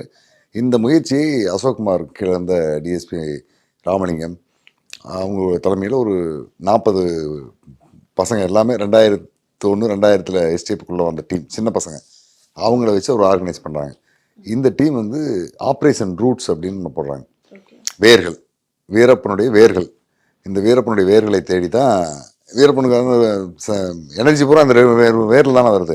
இந்த வேரை நம்ம ஃபாலோ பண்ணுவோம் அப்படின்ட்டு அந்த வேர்களை மரம் ஆட்டோமேட்டிக்காக விழுந்துடும். அவன் அந்த வேர்களை கண்காணிக்கிறாங்க. அதில் குறிப்பாக ஒரு அசோக்குமார் என்ன தெரிஞ்சுக்கிறாருன்னா, வீரப்பன் காட்டுக்குள்ளேருந்து சென்னைக்கு ஒரு ஆள் அனுப்பணும்னா நேரடியாக ஒரு ஆள் அனுப்ப மாட்டார், வாய்ப்பே கிடையாது. ஏன்னா வீரப்பனுடைய காடுகள் இருந்த அந்த நபருக்கு சென்னைக்கு போயிட்டு வர்றது சாத்தியம் இல்லை. போயிட்டு வந்தால் அங்கே எஸ்டிஎஃப்ல எப்படியோ ஒரு இடத்துல மாட்டிடுவாங்க. ஏன்னா அந்த காட்டை முழுக்க எஸ்டிஎஃப் கண்காணிச்சிட்டு இருக்காங்க. அவர் என்ன செய்வார்னா, அவருடைய எல்லையிலேருந்து ஒரு 2 கிலோமீட்டர் 3 கிலோமீட்டர் தூரத்தில் ஒரு 5 மணி நேரம் 6 மணி நேரத்தில் போயிட்டு வரக்கூடிய தூரத்தில் ஒரு உறவினரோ ஒரு நண்பராக இருப்பார். அந்த நண்பர்கிட்ட தொடர்பை ஏற்படுத்தி அந்த நண்பர் ஒரு நாள் வீரப்பனை பார்க்கறதுக்காக போவார். அவர் வந்து வெளியுலகத்தோடு நேரடி தொடர்பு இருக்கிறவா இருப்பார். அவர் தான் வெளியுலக தொடர்புகளுக்கெல்லாம் வருவார். அப்போ வீரப்பன் ஒரு நபரை பக்கத்தில் இருக்கிற கிராமத்துக்கு அனுப்புவார். அந்த பக்கத்து கிராமத்தில் இருக்கிற நபர் வெளியூருக்கு வந்து வீரப்பனுக்கு வேண்டிய வேலைகளை செஞ்சுட்டு போவார். அந்த நபர்கிட்ட இருக்கிற அந்த தொடர்பை அந்த கிராம அலங்குடி சேர்ந்த அல்லது அந்த காட்டுக்குள்ளே இருக்க ஒருத்தர் வீரப்பனை கொண்டு போய் சேர்த்துவார். இப்படி ஒரு 2 அல்லது 3 ஸ்டெப் இருக்குது. இதில் அந்த முதல் ஸ்டெப்பாக இருக்கிற காட்டுக்கு ஓரத்தில் இருக்கிறாங்க இல்லையா, இவனை டச் பண்ணும்போது வீரப்பனுக்கு தெரிஞ்சிடும், அவருக்கு அந்த இடத்த விட்டு போயிடுவார். அதனால் நம்ம என்ன செய்யணும்னா, அந்த முதல் ரவுண்ட் இருக்கிற ஆளை யாரையும் டச் பண்ணக்கூடாது. 2வது ரவுண்டில் இருக்கிறவன் நம்ம ஃபாலோ பண்ணணும். அவனை நம்ம உளவாளியாக மாற்றணும். இவனுக்கும் நமக்கு தொடர்பு இருக்கிற விஷயம் அந்த முதல் நபருக்கு தெரியக்கூடாது. தெரிஞ்சால் அவன் யதார்த்தமாக பயந்துருவான் அல்லது ஏதோ ஒரு வகையில் ஓடி போயிடுவான். இந்த 2வது ஆளை மட்டும் நம்ம சரியாக பயன்படுத்தி இவனை எடுக்கணும். ஏன்னா வெளி உலகத்தில் தொடர்பில் இருக்கிறவன் பல்வேறு சிக்கல் இருக்கும். போலீஸினுடைய சிக்கல் எப்படின்னு தெரியும். அவனுக்கு ஆசை வார்த்தை கொடுக்கலாம், ஏமாற்றலாம். படிப்பறிவு இல்லாத கிராமத்தில் இருக்கிற ஒரு எந்த விதமான வெளியுலக தொடர்பும் இல்லாத ஒருத்தனை வந்து அவ்வளோ சீக்கிரம் ஏமாற்ற முடியாது. வெளியில் இருக்கிறவனை ஏமாற்றலாம், அவனை நம்மளால் மாற்றுற மாதிரியான வேலையெல்லாம் செய்யலாம். அப்படிங்கிறனால இதுக்கான நெட்வொர்க்கை அசோக்குமார் எஸ்பி தலைமையிலான அந்த டீம் செய்யுது. அது ஒரு 6-7 மாதங்கள் செய்கிறாங்க. செய்யும்போது ஒவ்வொரு தொடர்பையும் இவங்க கண்காணிச்சிட்டு இருக்காங்க. எதிர்பார்த்த மாதிரியே அந்த காலகட்டத்தில் இந்த இஸ்லாமிய தீவிரவாதிகள் சொல்லி ஒரு 4 பேர் உள்ள அனுப்புகிறாங்க. அவங்க போய் கொஞ்ச நாள் தொடர் காட்டுக்குள்ள ஒரு 19 நாள் இருந்துட்டு வந்துடுறாங்க. அவங்க மூலமாக ஒரு சில பெயர்கள் இவங்களுக்கு தெரிஞ்சுக்குது. எஸ்டிஎஃப்னுடைய எஸ்பி அசோக்குமாருக்கு சில பெயர்கள்லாம் தெரியுது. இந்த பெயர் உள்ள நபர்கள்லாம் யாராக இருக்குன்னு அவங்க அனுமானிக்கிறாங்க.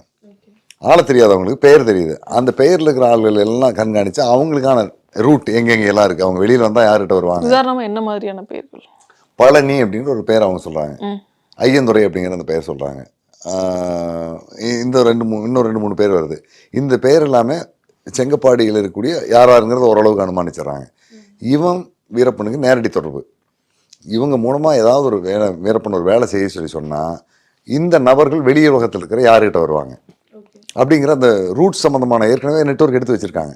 அந்த மயில்சாமி, அண்ணாதுரை, ஐயந்துரை, பழனி அப்படின்னா இது யாரெல்லாம் அப்படிங்கிறது ஓரளவுக்கு முடிவு பண்ணி இந்த பழனி மூலமாக யாருக்கெல்லாம் தொடர்பு வரும் அவங்களெல்லாம் இவங்க கண்காணிக்கிற வேலையை செஞ்சுட்ருக்காங்க. அந்த மாதிரி வேலை செஞ்சுட்டு இருந்த வகையில் தான் விஜயகுமார் சொல்லக்கூடிய அந்த ட்ரேடர் அப்படின்னு சொல்லுவார். இந்த ஹன்ஃபார் வீரப்பன்லையும் கூட அந்த முகத்தை மறைச்ச ஒரு நபர் பேசியிருப்பார். அந்த நபருக்கு தொடர்பு வரும் அப்படிங்கிறத இன்டெலிஜென்ட் கண்காணிக்கிறாங்க. அந்த கண்காணிக்கிற பொறுப்பே அந்த நபர், அந்த ட்ரேடருங்கிற நபருடைய வீட்டில் அவரை முழுமையாக கண்காணிக்கிறதுக்கு, அவரோட வேலை செய்கிறதுக்கு பாண்டிக்கண்ணன் அப்படிங்கிற ஒரு எஸ்டேப்னுடைய கான்செப்டை வச்சுருக்காங்க. எதிர்பார்த்த மாதிரியே தொடர்பு வந்துடுது. இந்த பாண்டிக்கண்ணனை பின்னால் இருந்து கண்காணிச்சிக்கிட்டு இந்த ட்ரேடரோட தொடர்பில் இருந்துக்கிட்டு வேலை செஞ்சுட்டு இருக்கிறது துரைப்பாண்டியன் ஒரு எஸ்ஐ. அப்போ அவர் குளத்தூர் போலீஸ் ஸ்டேஷனுடைய எஸ்ஐயாக இருக்கார். அடிஷ்னல் டியூட்டியாக எஸ்டேப் பார்த்துட்டு இருக்கார். அவருக்கு தெரிஞ்சிருச்சு இந்த தொடர்பு இங்கே வந்துட்டுது, இவன் அந்த தொடர்புக்கான சில வேலைகளை செஞ்சிட்ருக்கான் அப்படிங்கிறது அவருக்கு தெரிஞ்சிருது. ஒரு ஆர்டினரியான போலீஸ் ஆஃபீஸராக இருந்தாவே எனக்கு தெரியாமல் இந்த வேலையை செய்கிறான்னு தட்டி அவனை தூக்கிட்டு போயிருப்பாங்க. இவர் விட்டுறார். நான் வீரப்பனோட தொடர்பில் அந்த நபராக இருந்தேன்னா நான் என்ன செய்வேன், முடிஞ்ச அளவுக்கு இந்த விஷயத்தை வெளியில் தெரியாமல் எப்படியாவது நம்ம தப்பிச்சு வரணும்னு பார்ப்பேன். வர முடியாத போது தான் நம்மகிட்ட வருவோம், வரட்டும் அப்படிங்கிற மாதிரி விட்டுறாரு. 22 நாள் அந்த நெட்வொர்க் அப்படியே வீரப்பனுக்கும் அவனுக்குமான தொடர்புகள்லாம் நடந்துகிட்ருக்கு. என்றைக்கு வருவான்னு பார்த்துட்டு இருக்காரு. அதே மாதிரி ஒரு நாள் இரவு அந்த நபர் துரைப்பாண்டியனும் பாண்டிக்கண்ணனும் தங்கியிருந்த அந்த வீட்டுக்கு வந்துடுறான். வந்து சொல்கிறார், வீரப்பனுக்கு எனக்குமான தொடர்பு வந்து 21 நாள் ஆயிடுச்சு, இங்கே பேச வேணாம், வெளியில் போகலாம் சார்னாரு. வெளியில் கூட்டி போகிறாரு. மாதேசமோட போகிற வழியில் குளத்தூர்லேருந்து ஒரு 4 கிலோமீட்டர் அந்த பக்கம் போயிட்டு பக்கத்தில் யாருமே இல்லாத ஒரு காட்டு பகுதியில் உட்காந்துட்டு சொல்கிறார், இந்த மாதிரி நடந்தது, வந்தார், இந்த மாதிரி உதவியெல்லாம் கேட்டார், இந்த பக்கம் நீங்கள் தொடர்பு இருக்கிறீங்க, எனக்கு சில உதவியெல்லாம் செஞ்சுருக்கிறீங்க, அந்த பக்கம் அவங்களும் வந்துட்டாங்க, இது என்ன செய்யறதுன்னு தெரியல, எனக்கு வந்து ஒரு சிக்கலில் இருக்கேன், நான் அங்கே தொடர்பில் இருக்கிற விஷயம் உங்கள் அதிகாரிகளுக்கு தெரிஞ்சுன்னா என் மேலே கேச போடுவாங்க, உங்களோட தொடர்பு இருக்கிற தெரிஞ்சால் அங்கே என்னுடைய குடும்பத்தை காலி பண்ணிடுவாங்க, நான் என்ன செய்யுது அப்படிங்கும்போது இவர், நான் ஒரு போலீஸ் ஆஃபீஸர்னதே மறந்துடு, என்னுடைய அண்ணன் மாதிரி நினச்சிக்க, உனக்கு என்ன விதத்தில் வேண்டுமானாலும் நான் உதவிகளை செய்கிறேன், பயப்படாத, நாங்கள் வீரப்பனை பிடிக்கணுங்கிறது எங்களுடைய டார்கெட், ஆனால் கொல்லணுங்கிறது எங்களுடைய டார்கெட்டில் அப்படின்னு கொஞ்சம் பாலிசியாக இவர் பேசி அவனை தன்னுடைய நம்பிக்கை உள்ளான ஆளாக மாற்றிடுறாரு. அப்போது ஏற்கனவே பல பாதிப்புகள், இப்போ கர்நாடகா போலீஸுக்கு தகவல் தெரிஞ்சால் என்ன தூக்கிட்டு போயிடுவாங்க, உங்களுக்கு மேலே இருக்கக்கூடிய வேறு ஆஃபீஸருக்கு இந்த தகவல் தெரிஞ்சால் என்ன அவங்க கூட்டு போயிடுவாங்க அப்படின்லாம் சொல்கிறார். இது எல்லாமே நான் இந்த ஒரு 8 மாதம் 10 மாத காலத்தில் நான் எல்லாம் முழுமையாக எஸ்டிமேட் போட்டு தான் வச்சுருக்கிறேன். எந்த சூழ்நிலையிலும் எங்களுடைய அதிகாரிகள் யாருக்கும் உன்னுடைய முகம் தெரியாது, என்னையும் பாண்டிக்கண்ணனையும் தவிர உன்னை யாராலையும் அடையாளம் கண்டுபிடிக்க முடியாது, அதுக்கான உத்தரவாதத்தை நான் தர்றேன். எந்த நேரத்தில் இந்த பிரச்சனையிலேருந்து நீ வெளியில் போயிடலாம்னு நினச்சினாலும் நீ வெளியில் போயிடலாம், நான் ரிலீஸ் பண்ணி விட்டுறேன். எந்த சூழ்நிலையிலாவது உனக்கு ஆபத்து வரும்னு நான் நினச்சனாலும் நான் இதுலேருந்து கழட்டி விட்டுறேன், அதுக்கு என்ன சார்ஜ் வந்தாலும் நான் வாங்கிக்கிறேன். ஸோ இதை வந்து அந்த ட்ரேடரும் நம்புறாரு. இன்னைக்கு வரைக்கும் அந்த ட்ரேடருக்கு அவர் சொன்ன வாக்குறுதியை மீறாமல் இந்த துரைப்பாண்டியனும் பாண்டிக்கண்ணனும் செஞ்சிட்ருக்காங்க. அவங்க உயர் அதிகாரிகள் யாரும் செய்யலை, இவங்க 2 பேரும் செஞ்சிட்ருக்காங்க. அந்த நம்பிக்கை அடிப்படையில் அந்த ட்ரேடர் வந்து, இந்த ட்ரேடர் சொல்லி தான் வந்து வீரப்பன் வெளியில் வராரு அப்படிங்கிறது ஒரு ட்ரேடர் சொல்லி வெளியில் வரல, அது இவங்க பின்னால் போட்ட நாடகம். இந்த ட்ரேடர் மூலமான சில தொடர்புகள், அந்த மாவோயிஸ்ட் அமைப்பை சேர்ந்தவங்களோட பேசுறது, புலவர் கலியோட பேசுறது, அதனுடைய தொடர்பாக நக்சல் அமைப்பை சேர்ந்தவங்க உள்ளே போகிறது, அவங்களுக்குள்ள பேச்சுவார்த்தை. இந்த ட்ரேடர் தான் சொல்லி உங்களோட புத்தகத்தில் ஒரு படம் நீங்கள் வெளியிட்டிருக்கீங்க, அது அவர் தான். இது எந்த அடிப்படையில், இப்போ ஏன்னா இந்த 2 போலீஸ்க்கு மட்டும்தான் அது அவரோட முகம் தெரிஞ்சிருக்கும், பட் நீங்கள் வந்து இவர் தான் சொல்லி அவரோட புகைப்படத்தை வெளியிடுறீங்க. புலவர் கலிய பெருமாள் காட்டுக்குள்ளே போகும்போது அவர் மூலமாக ஒரு ரெப்ரஸன்டேட்டிவ் அரூர் வேடியப்பன் அப்படின்னு ஒருத்தர் போகிறார். அவர் தான் அந்த மாவோயிஸ்ட் அமைப்பை சேர்ந்த அந்த நபர்களை காட்டுக்குள்ளே கூட்டு போகிறதுக்கு உதவியாக இருந்திருக்காரு. அவருக்கும் இந்த நபரை தெரியும். இந்த நபரும் ஒரு விஷயத்தை ஒத்துக்கிறார். இவரையும் நான் பலமுறை பார்த்து பேசியிருக்கேன். பாண்டிக்கண்ணன் எங்கிட்ட தான் வேலைக்கு சேர்ந்தாங்கிறதையும் சொல்கிறார். பாண்டிக்கண்ணனும் இவர்கிட்ட தான் நான் வேலைக்கு சேர்ந்தேன்னு சொல்கிறார்.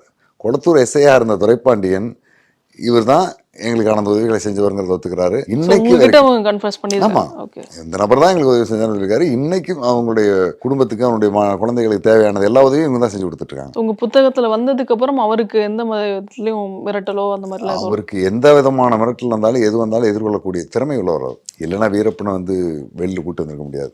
அந்த ட்ரேடர் அப்படின்னு சொல்லக்கூடிய நபர் துரைப்பாண்டியனை விடவும், பாண்டிக்கண்ணனை விடவும், செந்தாமரை கண்ணனை விடவும், விஜயகுமாரை விடவும் புத்திசாலி.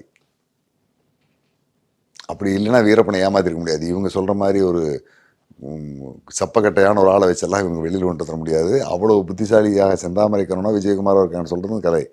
இவங்க எல்லாரை விடவும் தமிழ்நாட்டில் இருக்கிற போலீஸ் ஆஃபீஸில் இருக்கிற இந்த வீரப்பன் ஆப்ரேஷன் இருந்த எல்லாரை விடவும் அந்த ட்ரேடர் புத்திசாலி, சாதுரியத்தனம் உள்ளவர். அதனால தான் அவர் வெளியில் வந்தார். இந்த சாதுரியம்தான் வீரப்பனை வெளியில் நமக்கோட தொடர்பை கொண்டு வர வைக்கும், நம்மளுடைய தொடர்பை உறுதிப்படுத்த வைக்குங்கிறத துரைப்பாண்டியன் கணிச்சிருக்கார். அவர் இன்னைக்கு வரைக்கும் அடையாளம் காட்டாம வச்சிருந்தார். இந்த மாதிரி பல வேலைகளை ஒருத்தர் செஞ்சுருக்காங்க. அதில் அந்த நபர் வந்து இன்னைக்கு ஒரு ஆயுதத்தோடு ஒருத்தன் போய் துப்பாக்கி முன்னால் வச்சாலும் கூட பயப்படாமல் நிற்பார். அந்த நபர் ஒரு முறை போலீஸுக்கும் இவருக்கும் தொடர்பு இருக்குங்கிறத சேத்துக்குழி கோவிந்தன் கணிச்சிடுறாரு. நேராக துப்பாக்கி தூக்கி வச்சு தான் கேட்குறாரு, நீ போலீஸுக்கு இன்ஃபார்ம் பண்ணிட்டு தான் இருக்கேன், நீ வர்றது எல்லாமே போலீஸ் கண்காணிக்கடா அப்படின்ட்டு, உனக்கு உண்மை தெரியும் சொல்லுங்கிறாரு. ஒரே வார்த்தை சொல்கிறார், சுடு. ஒரு 9 மாதத்துக்கு முன்னால் நமக்கான தொடர்பு ஆரம்பிச்சது, அன்னைக்கே என் குடும்பம் அழிஞ்சிருச்சுன்னு தெரியும்.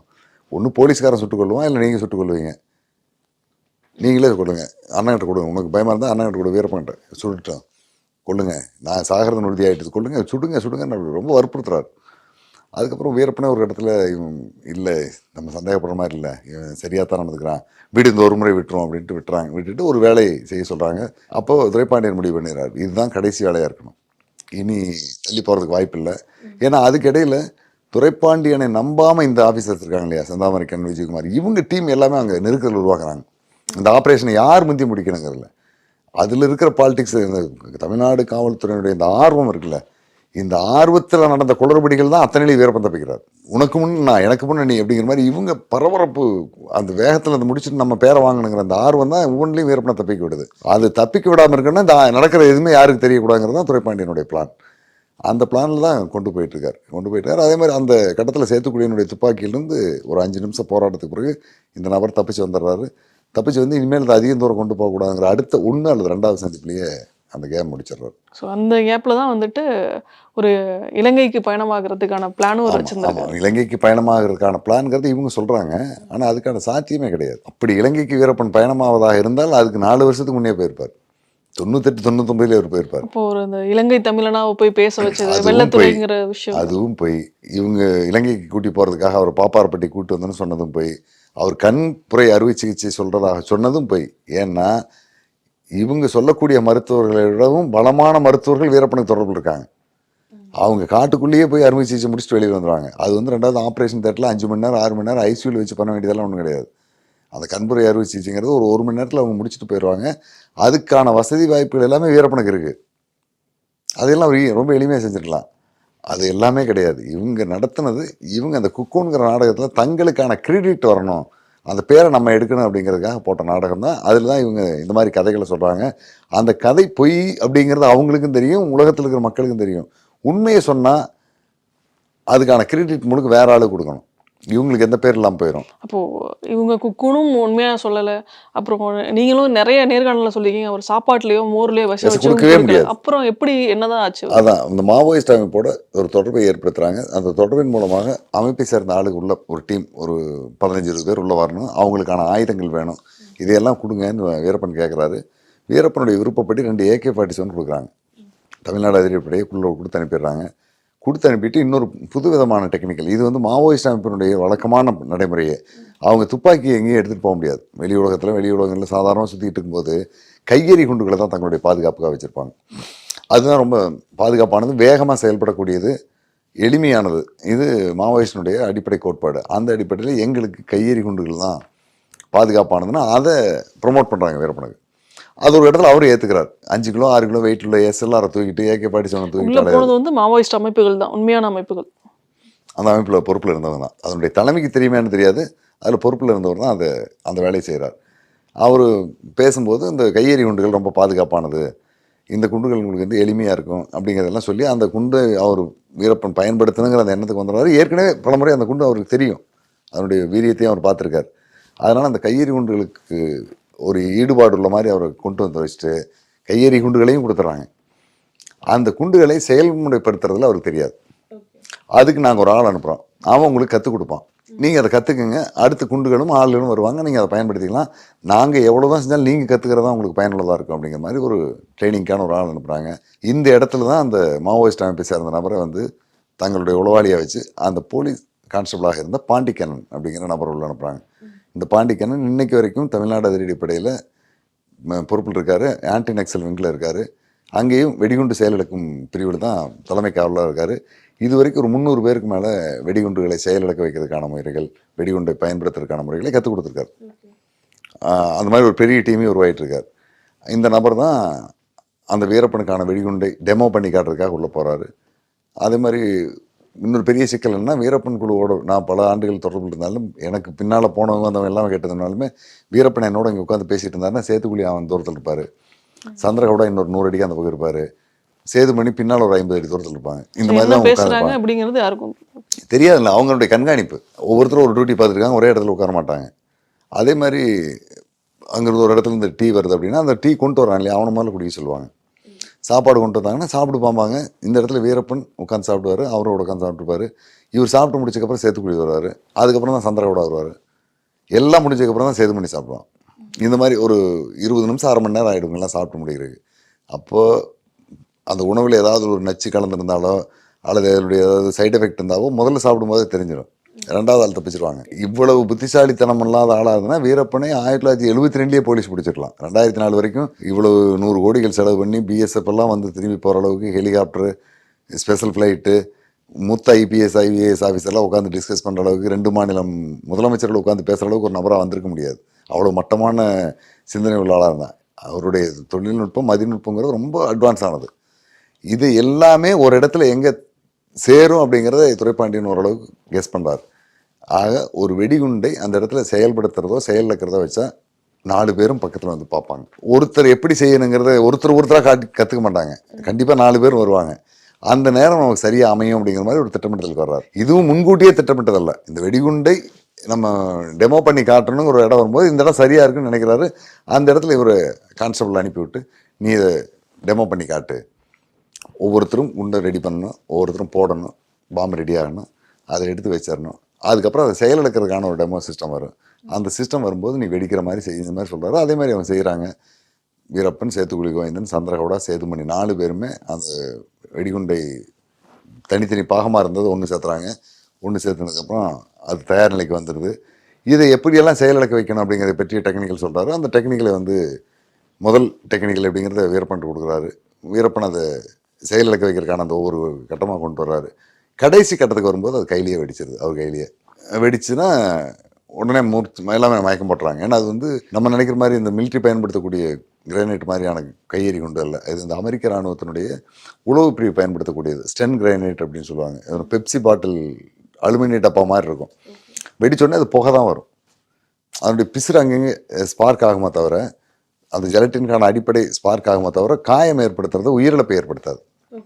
அது வெடிச்சோடனே அந்த வேகமாக பரவன புகையில் அவங்க மயக்கம் போட்டுறாங்க. மயக்கம் போட்டதுக்கப்புறம் இன்னொரு டீம், இந்த வீட்டுக்குள்ளே நடக்கிற எதுவுமே தெரியாமல் ஒரு டீம் பக்கத்தில் ஒரு கரடு இருக்குது, அந்த இடத்துல நிற்கிறாங்க. அவங்களுக்கு வந்திருக்கிற இன்ஸ்ட்ரக்ஷன் என்ன, குறிப்பிட்ட அந்த வீட்டை போய் கண்காணிங்க, அங்கே ஒரு ஃபயர் சவுண்டு கேட்கும், கேட்டதுக்கு பிறகு அந்த வீட்டுக்கு போங்க, அடுத்து என்ன செய்யணுங்கிறது உங்களுக்கே தெரியும். இந்த டீம் ஏற்கனவே வெவ்வேறு ஆளுகள்லாம் நின்றுருக்காங்க. அந்த அன்னைக்கு யார் நின்னாங்கிறது எனக்கு தெரியாத தவிர அதுக்கு முதல் முறை அந்த வீட்டுக்கு அது ஒரு டீம் வந்திருக்கு. அவர் கோவையில் இன்ஸ்பெக்டராக இருக்கிற வின்சென்ட் அப்படிங்கிற ஒரு இப்போ டிஎஸ்பியாக இருக்கார், அவர் தலைமையிலான ஒரு டீம் வந்திருக்கு. அந்த டீம் அங்கே இருந்துகிட்டு இருக்கும்போது அவங்களுக்கு கொடுத்த இன்ஸ்ட்ரக்ஷனாக தான், அந்த வீட்டுக்கு போங்க, கண்காணிங்க, ஒரு ஃபயர் சவுண்டு கேட்கும், அந்த ஃபயர் சவுண்டு கேட்டதுக்கப்புறம் அந்த வீட்டுக்கு போனீங்கன்னா என்ன செய்யணுங்கிறது உனக்கே தெரியும். அந்த ஃபயர் சவுண்டு கேட்டதுக்கப்புறம் வந்து பார்க்குறாங்க, எல்லாம் மயக்கம் போட்டு கிடக்குறாங்க. கிடந்தோடனே வெப்பன்ஸை கலெக்ட் பண்ணிவிட்டு கையை கட்டி போட்டுறாங்க, தகவல் கொடுக்குறாங்க. திரும்ப விஜயகுமார், செந்தாமரைக்கன் உட்பட்டு அந்த டீம் போய் பார்க்குது. அதுக்கப்புறம் இவங்க நிராயுதபாணியாக இருக்காங்க. திரும்ப காட்டுக்குள்ளே ஒரு ஓரமாக தூக்கி படுக்க போட்டு உயரதிகாரிகளுக்கு மற்ற தலைமை பொறுப்பில் இருக்கிறவங்களுக்கு தகவல் கொடுத்துட்டு என்ன செய்யலாங்க அதை பற்றி ஒரு டிஸ்கஸ் பண்ணுறாங்க. அடுத்த நாள் இரவு சுட்டு கொல்லப்பட்டு வண்டியில் ஏற்றுறாங்க. அந்த வெடிகுண்டு வெடிச்சதில் 2 விஷயம் நடந்திருக்கு. ஒன்றுன்னு பார்த்தீங்கன்னா, கையில் வெண்டி கொடுக்கும்போது வீரப்பனுடைய கையில் அந்த குண்டு வெடிச்சவனுடைய தடயம் இருக்குது, கை விரல் கருத்து போயிருக்கும், தீக்காயம். அடுத்து மீசை கருகிறது, அதனால மொத்தமாக எடுத்தார். அதனால மீசையை பிடிங்கிறாங்க. சேத்துக்குழிக்கு மீசை எடுத்துறாங்க. மீசையை மட்டும் எடுத்து தான் நம்ம நினச்சிட்டு இருக்கோம். போஸ்ட்மார்ட்டம் பண்ண டீமில் இருந்தவங்களை பார்த்து கேட்கும்போது உடல் இருந்த எல்லா முடியுமே சேவ் பண்ணி கொண்டு வந்திருக்காங்க. மீசை எடுத்ததாக மட்டும்தான் நம்ம நினச்சிட்டு இருக்கோம். இதழியல் துறையில் இருக்கிற எல்லாருமே சொல்கிறாங்க மீசையை எடுத்தான்ட்டு. மீசையை மட்டும் எடுக்கல, அவங்களுடைய நெஞ்சில் இருந்த முடி, உடலினுடைய பல்வேறு பகுதியில் இருந்த எல்லா முடியுமே எடுத்துட்டு வெறும் நிர்வாணமான பாடியை தான் தருமபுரி சிகிச்சை கொண்டு போயிருக்காங்க. அங்கேயும் அவங்களுடைய உடலை வந்து எக்ஸ்ரே எடுத்திருக்காங்க. 4 பேருடைய உடலையும் 5 எக்ஸ்ரே எடுத்திருக்காங்க.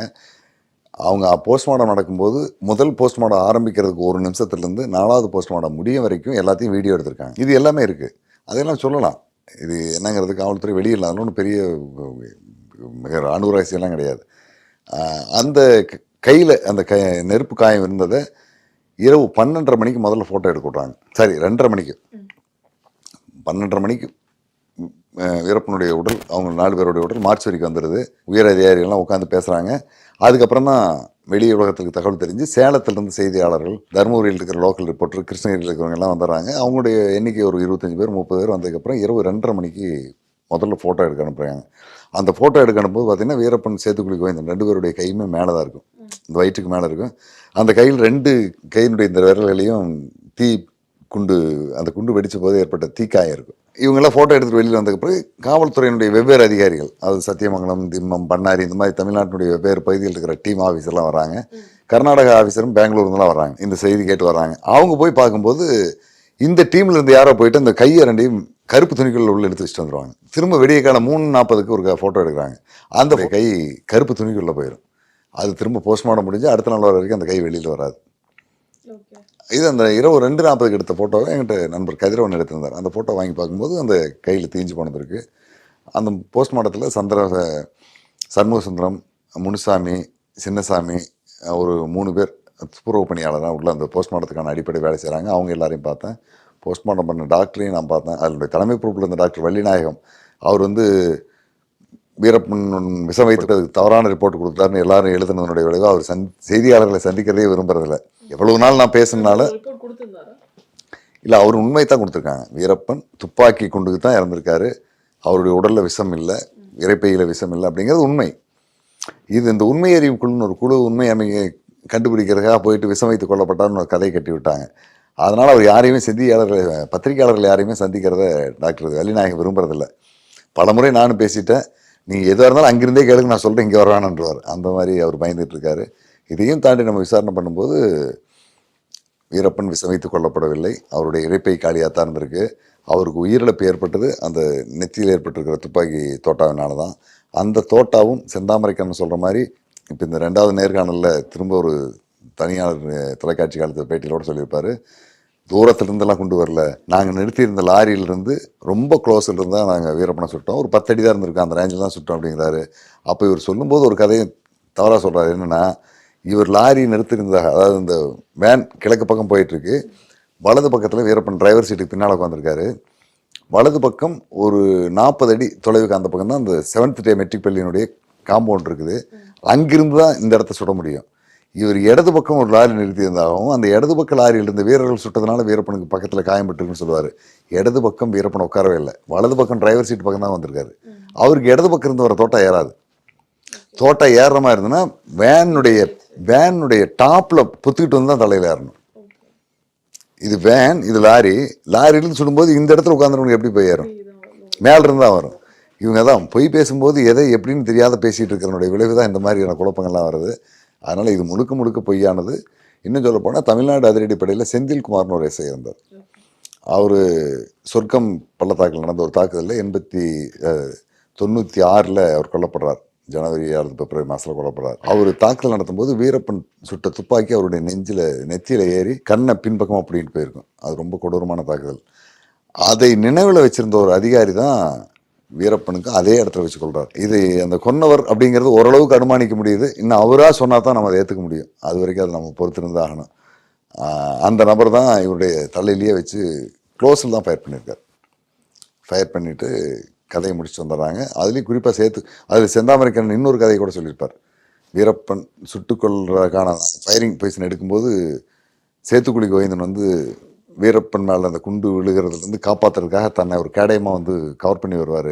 கவர் பண்ணி வரும்போது அவருக்கு தான் குண்டு காயம் அதிகமாகப்பட்டது. அதனால் வீரப்பனுடைய உடலில் பெரிய குண்டு காயம் இல்லை அப்படிங்கிற மாதிரி ஒரு கதையை சொல்லியிருப்பார். அதுக்கும் முரணான ஒரு விஷயமா பார்த்தீங்கன்னா, தருமபுரியில் 2018 நடந்த புகைப்பட கண்காட்சி ஒன்றில் சேத்துக்குழி கோவிந்தன் சுட்டு வேனுக்குள்ளே கிடக்கிற ஃபோட்டோ ஒன்று கொடுத்துருக்காங்க.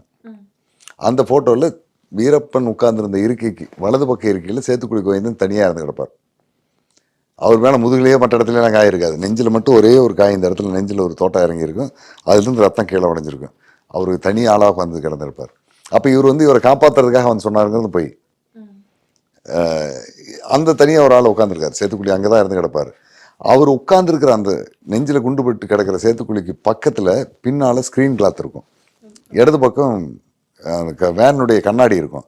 அந்த கண்ணாடியில் ஓட்டை இருக்காது, ஸ்க்ரீன் கிளாத்தில் துப்பாக்கி வந்திருக்காது, குண்டு வந்திருக்காது.